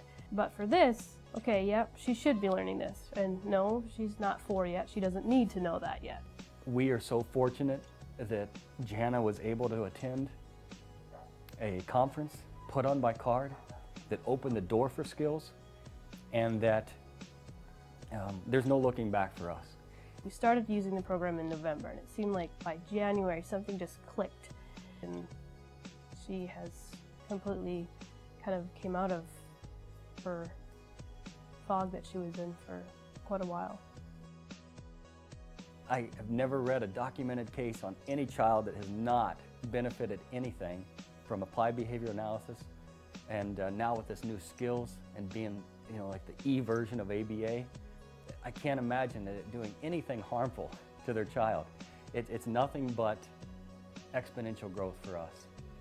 To see her now, it just blows us away. I mean, we call her our little miracle child because in 7 months' time, she's just blossomed into this normal, functioning child. She is developing roundly. She is socializing. She's playing with her peers. She's learning from her peers. It's very joyous. Maddie, can you tell me what you see outside? No. Snow? If you're even thinking about doing it, do it. Because the absolute worst thing you could do is do nothing at all. And even if you use this program and it's just a single mom or a single dad working in the evenings with their child, this program is going to benefit them. It's going to show you where they are, it's going to show you where they need to go, and it's going to show you what skills and how to get there. It is an online book on how to help recover your child.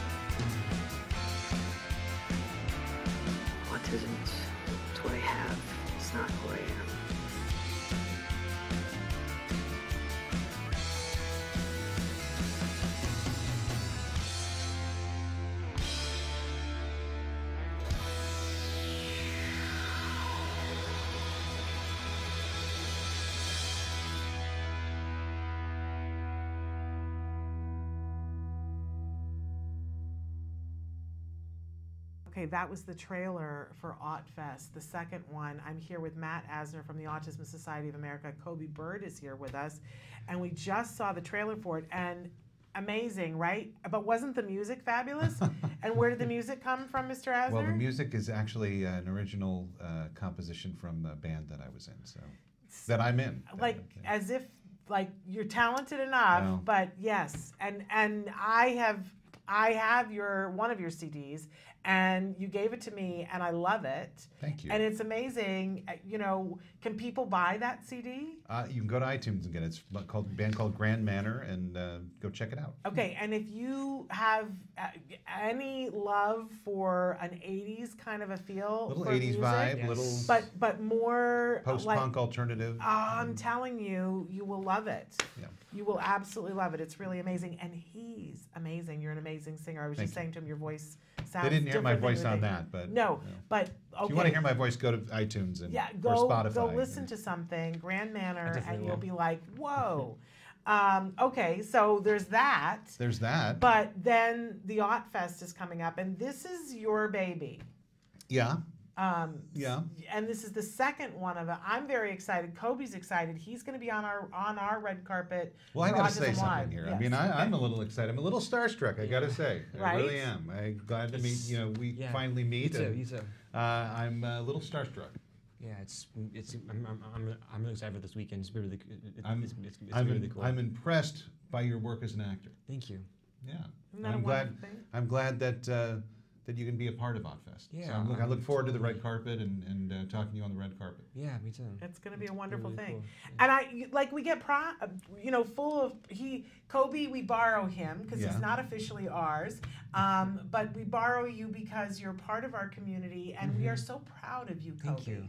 So proud of you and all that you have done. Thank you. And I have to say, we're really proud of the people that are all involved in the AutFest, because there's some amazing work. And when you see the breadth and the depth of all the different things that have to do with the autism community represented in the entertainment industry, I gotta say, it's very exciting and hopeful to me. Well, when we first started doing this, the question I got most from everyone is, are there enough films to really kind of do this? And, you know, what are we doing here? And, you know, of course, I'm an optimist. So, so I said, of course there are enough films. What are you talking about? Of course there are. And if there aren't, then we'll inspire people to make films. That's what we want. You know, we want people to make more films where autism is a part of what they're talking about. And, you know, this year we had more films submitted than we did last year. That's awesome. I mean, that's what you hope for. Right, of course. But it was I was so impressed by the stuff that we got in, and unfortunately we couldn't show everything. Right, you couldn't take everything. Yes. But I think. But what are the guidelines? What, in order to apply, what are the rules? Well, for domestic films, there's a little different bit of a there's a little different story, and for domestic films, you know, we're looking for films that are really in the last 2 years. Okay. For foreign films, we're looking for films done probably in the last 6 to 8 years. Okay. Maybe they haven't been shown here, so we're really looking to highlight cinema that says something about autism. Should we dive in and talk about let's talk what's about there? the films that we have. So it's 2 days, and starting on the first day, tell us a little bit about lineup, and I've got it here if we want to refer to it, because it's a lot to remember. Well, the first day we start, and do we have a schedule? Do we have a Yeah, schedule? so all of these are in order with the 10 All right, o'clock. so I'm going to use this as my list. You can, and there's 2 of them here. You can have oh, one, then and I I'll can just have use one. my list. Okay, all right. Okay. So the first day we have a block of shorts. That's how we start every festival, with the block of shorts. And so basically it's 2 hours of these amazing short films that have been made by really inspiring, wonderful people. Yes. They can be drama, they could be comedy, they could be musical, they can be documentary. And I think in this block of shorts, there is a wonderful assortment. A plethora? Were you going to say a plethora? It's an all sort of shorts. And it's just amazing. Some really talented people. There's two shorts from Spectrum Laboratory. Who we love. And you know, when these came out, when these little shorts that they do come out, they're wonderful. Yes. And I'm so happy that our committee, who selects all the films, selected these 2 short films. One is The Big Mouth, which Dominique Brown did, and the other one is The Girl Inside, which I'm I'm sorry, Abby. Abby, and I can't remember. I know last name. exactly who you're talking about, but I can't come up with her you know, name either. wonderful, insightful things that you're not going to really see anywhere else. Yeah. And I love the fact that we're featuring these. There's a great drama titled Circumstantial, which is about a young man who's homeless, and he gets caught up in something he doesn't really want to get caught up in, which is something that really happens out there. Yes. And it's a bit hard to watch, but I think a very important message to people about autism acceptance. Yeah. And so a very important film. Extraordinary People, which is about the great program out of North Carolina called Extraordinary Ventures, which is all about employment. So it's a great film about extraordinary ventures.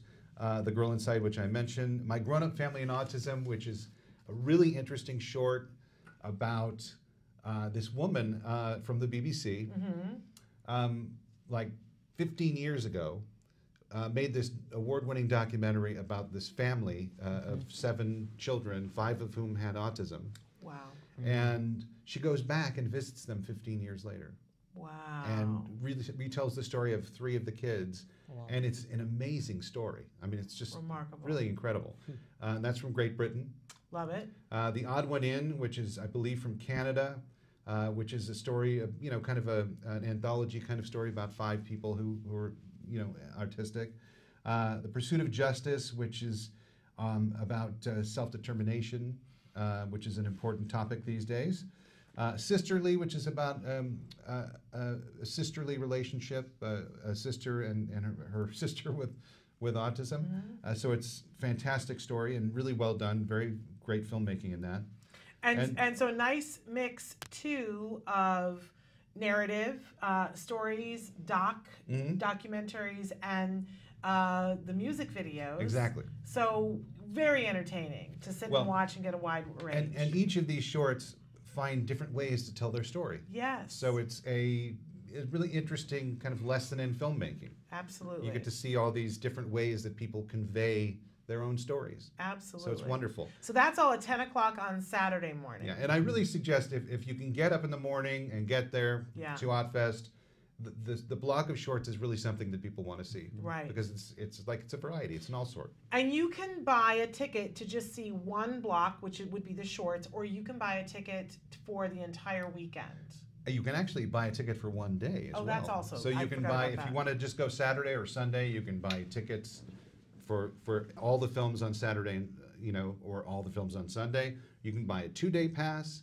You can buy a 2-day pass plus the reception, which everyone should want to go to because it's going to be amazing. Want to do that. And that's where we give the awards out. And, yes, and that's where you really get to hobnob and rub elbows with people. Sure. But I will say this, if you come early to the shorts, we will already be there and you'll get to meet Kobe. There we go. So, plus which there will be people from the shorts that I imagine will be there as well. So yes, there will. That will be a very exciting thing. Okay, so then moving on Saturday, we get to 12:45 on Saturday, and I'm really happy that you included this on the schedule this year. Do you want to say? Well, it's interesting. You know, it was a latecomer to the festival, which is interesting.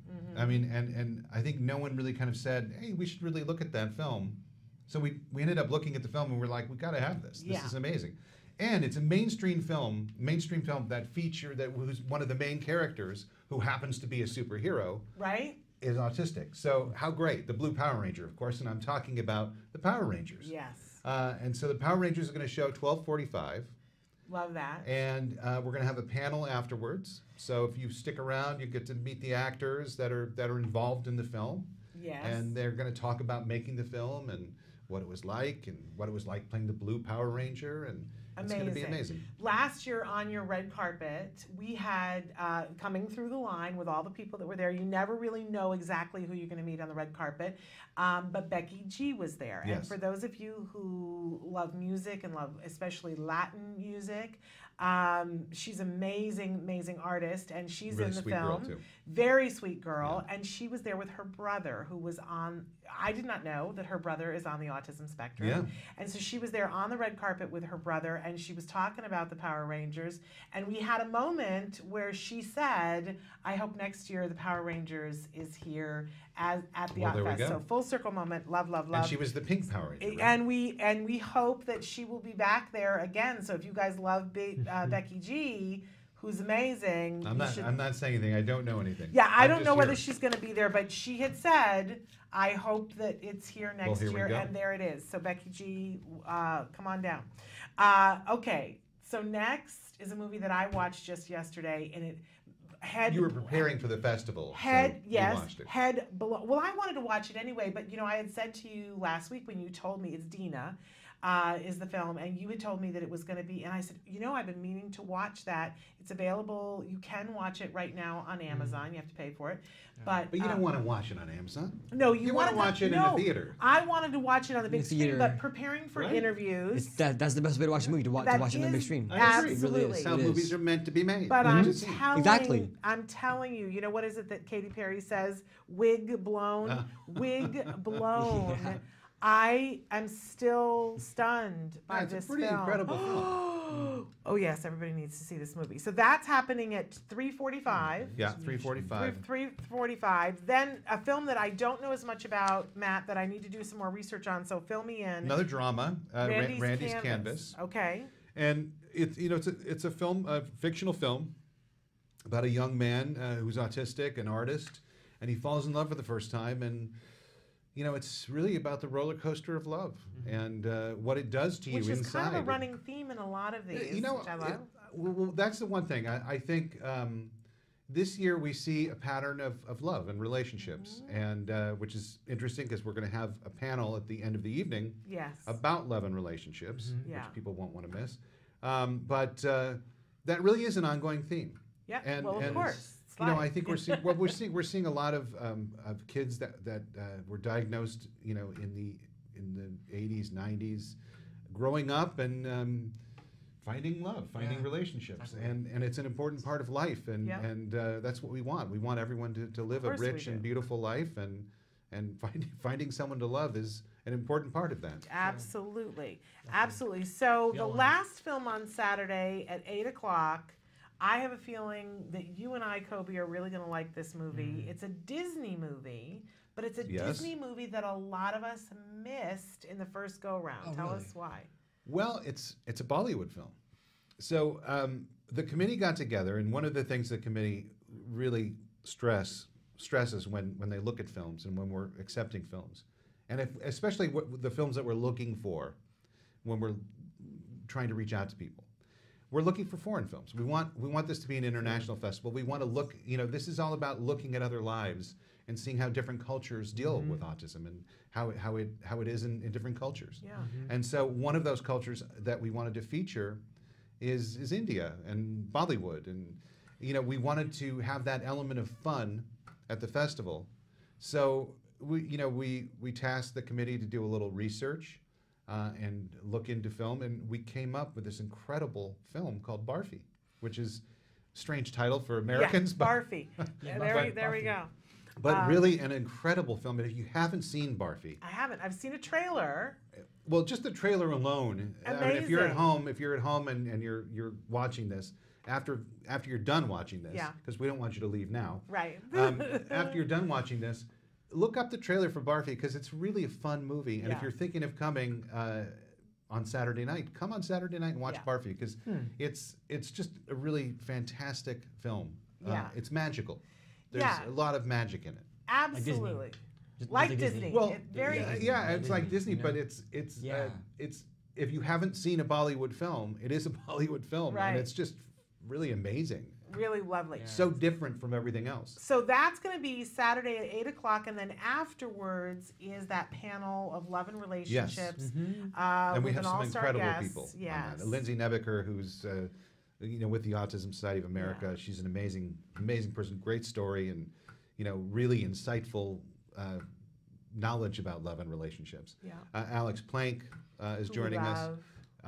And who's amazing and has in got his a own lot right. to say about this. A lot to say about this. Then we have Danny Bowman, who is what can we say? I mean, Danny Bowman is amazing and an artist and a filmmaker in her own right, but she, what is today, I don't know, and she's a young woman, but the last time I saw Danny, it was very clear that Danny was in love, and I can't wait to hear if Danny is still in love.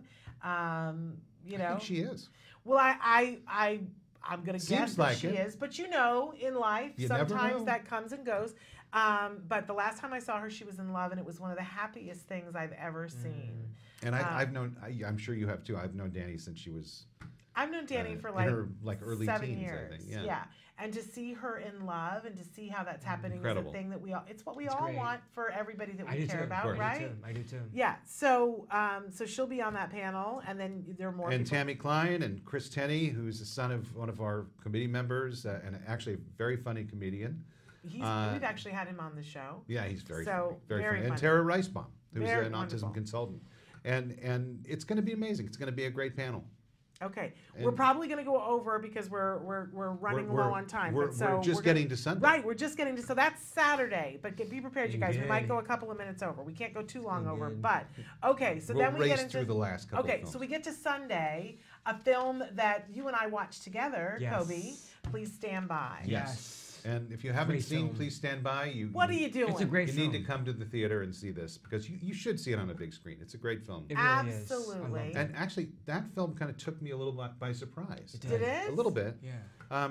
I didn't expect to like it as much as I did, and I've seen it 3 times now, and I liked it actually better each time I saw it. I'm sure. And it's Dakota Fanning, amazing actress, and she's so good in this, as is Toni Collette. And you'll if you're in the autism community in Los Angeles, you'll see some very familiar faces in this film. From the Miracle Project. And We're so and proud. Elaine Yes. and after Please Stand By, we'll have a panel with Ben Lewin, the director, and Elaine Hall, and several of the actors that are in the film. Which is a fabulous thing. Some of them that are also some of these actors are featured in 2 films in the film festival because Dominique Brown. They're in Please Stand By and they're in That's some of the Spec Lab stuff. Okay. That's right. So then another shocker, at the 1 o'clock film, big film. Well, let me set this up a little bit. Yes. Okay. So we're honoring Sony Pictures Entertainment at this film festival. For very good reasons. For very good reasons. So Sony Pictures Entertainment has not 1, not 2, but 3 projects in this festival. Huge projects. Big projects. So they're responsible for Roma J. Israel, the next film we're going to talk about, and The Good Doctor and Atypical. Good Doctor. So they are, I would say that they deserve They're our hitting it spotlight out of the award. park. They're hitting it out of the park. They really are. I mean, it's incredible that one studio can produce 3 projects that have affected everyone, not just in the autism community, but in the general public. And I said this to somebody yesterday because I was saying that they're honoring Sony, and I said, how this goes in studios, that somebody came in with a project and said, well, I'd like to do this thing, and it features a character who's on the autism spectrum, and that somebody else said, oh, you were already doing that. Yeah. that happened, and that somehow they pushed through that numerous times. Well, you gotta love it. And you know what? That is why they need to be honored. Absolutely. Because you don't come in to you don't not do something because you've done exactly. Every story of autism is different. That's right. And autism is a part of our lives like like anything is. I mean, it's absolutely, it's a part of everyone's life. Absolutely. And it should touch on the majority of stories that we tell in life because I agree. And it doesn't have to be about autism. It just has to touch. Absolutely. I think Parenthood really started a trend there because there was a character and there was a through line and that was a storyline, but it wasn't the whole thing. Agreed. And I think it was a component. Jason the bridge Kadam's the bridge. The bridge is another one. Yeah. That, where this character was obviously autistic. Right. But that wasn't the story. But that wasn't the story, and it was. But it was part of it. I don't even think it was ever talked about. Side stories. Which one? Side stories, like Yeah, and I don't think it was even talked about in The Bridge, really. I mean. Yeah, I don't think it was ever defined. And I loved that part of it. Yeah. And that was great. Love it. So, all right, Roma J. Israel. Esquire. That will show at with 1 Denzel o'clock with Washington. Denzel. Yes. And if you haven't seen that, come see it on the big screen. That's right. And then we're going to have fun, and we're going to highlight our 2 other honorees. Yes. Which are Atypical, which you know I love. Yeah, I love too. I mean, it's incredible. And you know, Atypical, we have an incredible panel after Atypical. I don't know how we're going to keep it contained into the time that we have. It's really going to be hard. But Rabia Rashid is going to be there. Jennifer Jason Leigh is going to be there. Bridget Lundy Payne is going to be there, who plays the daughter. Yes, such an amazing performance and well written. Incredible. Keira Gilchrist is going to be there. Who plays Sam. Yes. That you just love Sam. Anthony. Oh, and then goodness. 3 actors who are autistic who are actually in the 2nd season of Atypical. Right. And that's something that we should talk about real quick. We have a little bit more time? Yeah, we're already at noon and we're continuing on. All right, we're continuing. So it's just, right. I'm just going to talk. Extended show. And you can get the hook out. Well, and I'd love to hear Kobe's opinion on this too, I know. because you know, and we're going to this get is the a good great doctor thing. too in it. Yes. You know. Yep. So three actors who are autistic: Anthony Hawkes, Layla Weiner, who actually is Ivor Weiner's daughter. I did not realize that. I didn't either. And he said, I'm going to be there. And my daughter's going to be there. How fun. And then Nikki Gutman, who actually I met she performed at Light Up the Blues. So that they're going to be on the panel. Producer Mary Rolick is going to be on the panel. Seth Gordon, who's one of the original directors from Atypical. And he's also a director for The Good Doctor. And executive producer and on executive both producer of them. On both shows. Yeah. And then David Finch.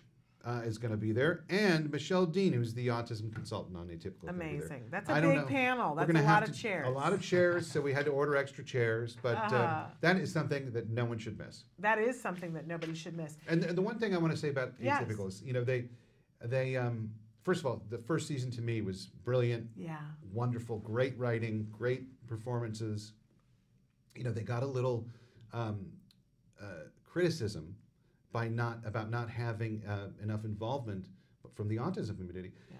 And I just want to say that the 2nd season, all I've seen is involvement from the autism community. It's incredible to me. Yes. Talk about taking a note. No, I mean, you know, and I really have to hand it to them. Yeah. They've really gone out of their way to be extremely inclusive. Yeah. You're going to see, you know, actors like the ones I mentioned. Spencer Hart is in an episode. Yes. Dominique Brown is in an episode. Of Atypical. I mean, there's a lot of people who are working on that show. There will be lots of surprises. And the great thing about that is they're working. They're getting paychecks. You got one for Good Doctor, and I mean, it's that's what we want. We want people to work. But and then we're going to start to talk about Good Doctor. But I have to say this, and I have to say this about Kobe, that you know, Anthony Hawkes had already been in Atypical. Yeah. You know, it wasn't like nobody had ever done this in any way, shape, or form, but to give such a huge role to an actor on the spectrum as what happened with you in The Good Doctor. A huge guest starring role. That was such a big deal. And I remember the day that I found out that you were going to do that, and it was hush hush, and I couldn't say anything, and it practically made my head explode. But I can't even imagine what it was like for you. But and I'll say this, and then I'll shut up and let you talk. We'll get the tape back out. But you know what I felt though, Kobe? I was so glad that it was you for this first big thing, because I knew that you were going to show everybody that you could do it, that you could handle it, that you were going to be one of the best prepared actors there, that you were going to hit your mark, that the crew was going to love you, and that you could do it, and that you were going to set an example. And I think you really opened up a floodgate for a lot of people, and I knew that you would, and I'm so proud of you. Now, I'm going to shut up, you speak. Honestly, it's one of the best things I've ever done. Like I've had quite an experience. Like in those 2 weeks in Canada, just filming with everyone. You know, You shot in Vancouver, right? Yeah, Vancouver. It was life changing for me. It really was. I mean, I was doing the biggest thing I've possibly ever done. Like after I got the audition, I was so shocked. But I was so excited because I was like, I'm gonna be on the show. I'm gonna be on The Good Doctor. Oh my gosh, I'm gonna be famous. This is gonna be awesome. I was like flipping out because I was like, yeah, of course. I'm like, this is happening so fast. Like what do I do? What do I do? Like, what's gonna happen? So the next thing we get the passport, me and my father fly to Vancouver, and we're just we're just staring. I'm like, I'm actually in Canada. I'm in Canada, and next thing I'm gonna be filming. I'm gonna meet Freddie Highmore. I'm gonna meet Nicholas Gonzalez. I might get to see Daniel Day-Kim. I'm not sure. And I mean, like, but everyone in the crew and the cast and crew are just, they are amazing people. They really are. I mean, I've known. I've known so well for those 2 weeks, and seeing them again after a big Bailey Fest panel. I really bonded with them over those 2 weeks, and I still remember everything. Like I remember going like even being in a new country for me, like that was different for me because I never left because I never left the country here, and going to a new country, Canada, it was big for me because I was like, you're going to work. Yeah, I'm going to work. And that was the thing. There was all the excitement about it, but then you did the work. Yeah, I did the work.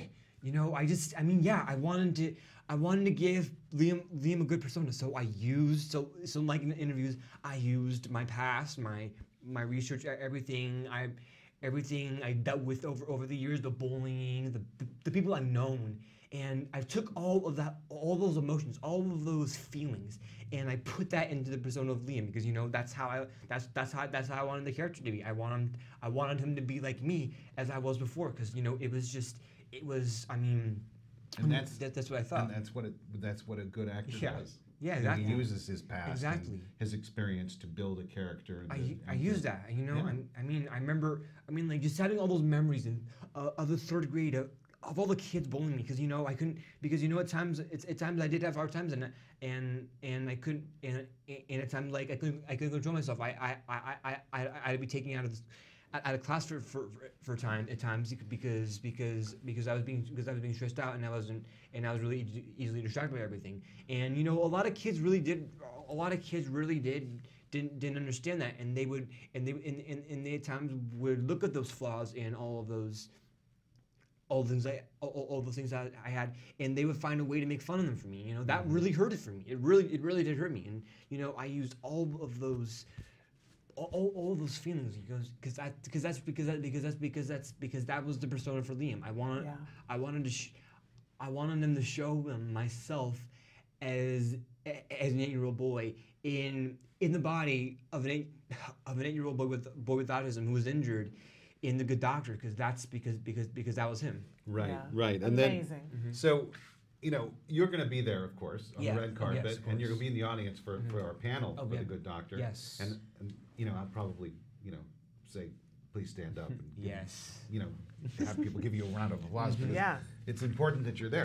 So, but The Good Doctor, we're going to show the first episode of The Good Doctor. Yes. And that's at 5:50 on Sunday. That's at 5:50 on Sunday. And is it really 5:50? Wow. That's what it says. It's strange that it's like these incremental 10-minute things. To make things fit in, yes. So, and this is a great panel, too. We have David Shore, who's, has an incredible list. Check him out on IMDb. The guy's prolific. He's what the man has created. And he's amazing. And he's the executive producer of the show.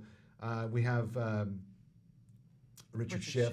One of my favorite actors. And Richard's great. Nice. And when I stopped acting, I became a casting director. And I told him this when I met him, when I went to the screening of the first episode. And I went up to him and I said, "You're not going to believe this. I met you on your first audition in Los Angeles." Oh my And he came in and auditioned for me a long time ago. We're talking ancient history. This is before I was really producing, Wow. And he came in and did you recognize him for the great talent that he was? Did you go that? Yeah, it was right at the beginning of his career. So Yes. he was young and wild. He was Did he wild. have hair? I want to look just a losing picture. Just losing a little bit. He's one of my favorite actors. Of course, there's so many things that he has done, but West Wing sealed it for me that he was one of my favorite actors. And I can't wait I'm hoping that Kobe gets a minute with him on the red carpet. I want to hear Kobe to interview him. But you've got other Richard Schiff, other stars. Yes. Nicholas Gonzalez. Amazing. So who we talked about earlier. Amazing actor. Who's actually, I have not met Nicholas yet. He's a great person. He really is.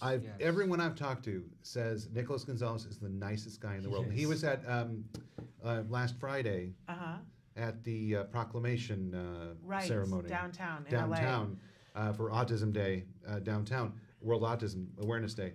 he was there, and what a great guy. That's awesome. Yes, truly. That he did that. And he's an icon. I'm just going to say for the women, he's eye candy too. Yes. So that's Gonna have a little something for the ladies. Yes, that's right. Then autism consultant Melissa Reiner, who I haven't talked to, and I think she probably will have some great things to say. Absolutely. So that'll be a much smaller panel. But those are the films and the shows that are going to have showings and panels. Yeah. And then after that is when there's a big deal that you have the big event. So and then we have our reception. So that's we're going to give our awards to Jeff Frost, Chris Parnell, and Jason Clodfelter from Sony. Mm-hmm. They'll accept on behalf of Sony Pictures Entertainment.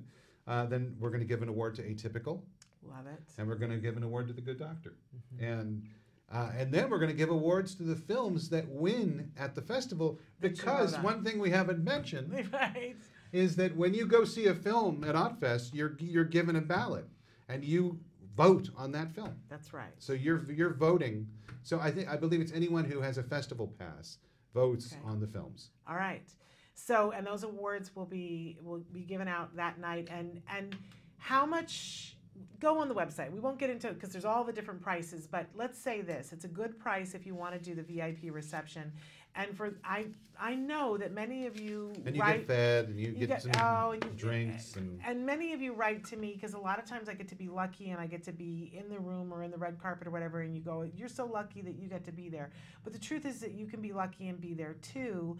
It's just there's a small amount of money. If you think about not that bad. It really is a small amount of money because you're going to get fed anyway, and you're for sure going to get to meet some incredible people. And I will say this, especially if you go both days, you might as well do the reception too, because that's the full experience. There you go. It's not. And have a good time. So. All right. So I thank you. This is such an incredible thing. We're really excited about it. You're going to be doing live, right? We're going to be live from the red carpet. Live from the red carpet. We're going to be there, and Cobe and I are going to be taking turns interviewing. Let me just say out the gate that I'm going to give him as many of the big interviews, because I want to hear what Kobe asks Richard Schiff, right? Yeah. Isn't that so much better than my... I'm not going to be able to watch it though when I'm there, so I can watch it later. You can watch it later, but we'll be on Facebook Live, and just You'll be there with the tape on your mouth? I'm saying I should be, right? Let's let Kobe talk. You got to be careful with that duct tape, because if you put it on your face, it's going to rip skin off. Yeah, I was telling her. Yeah, I was telling her, don't hurt yourself. I mean, like it's it wasn't as bad as I thought it was going to be, actually. So it wasn't. All right.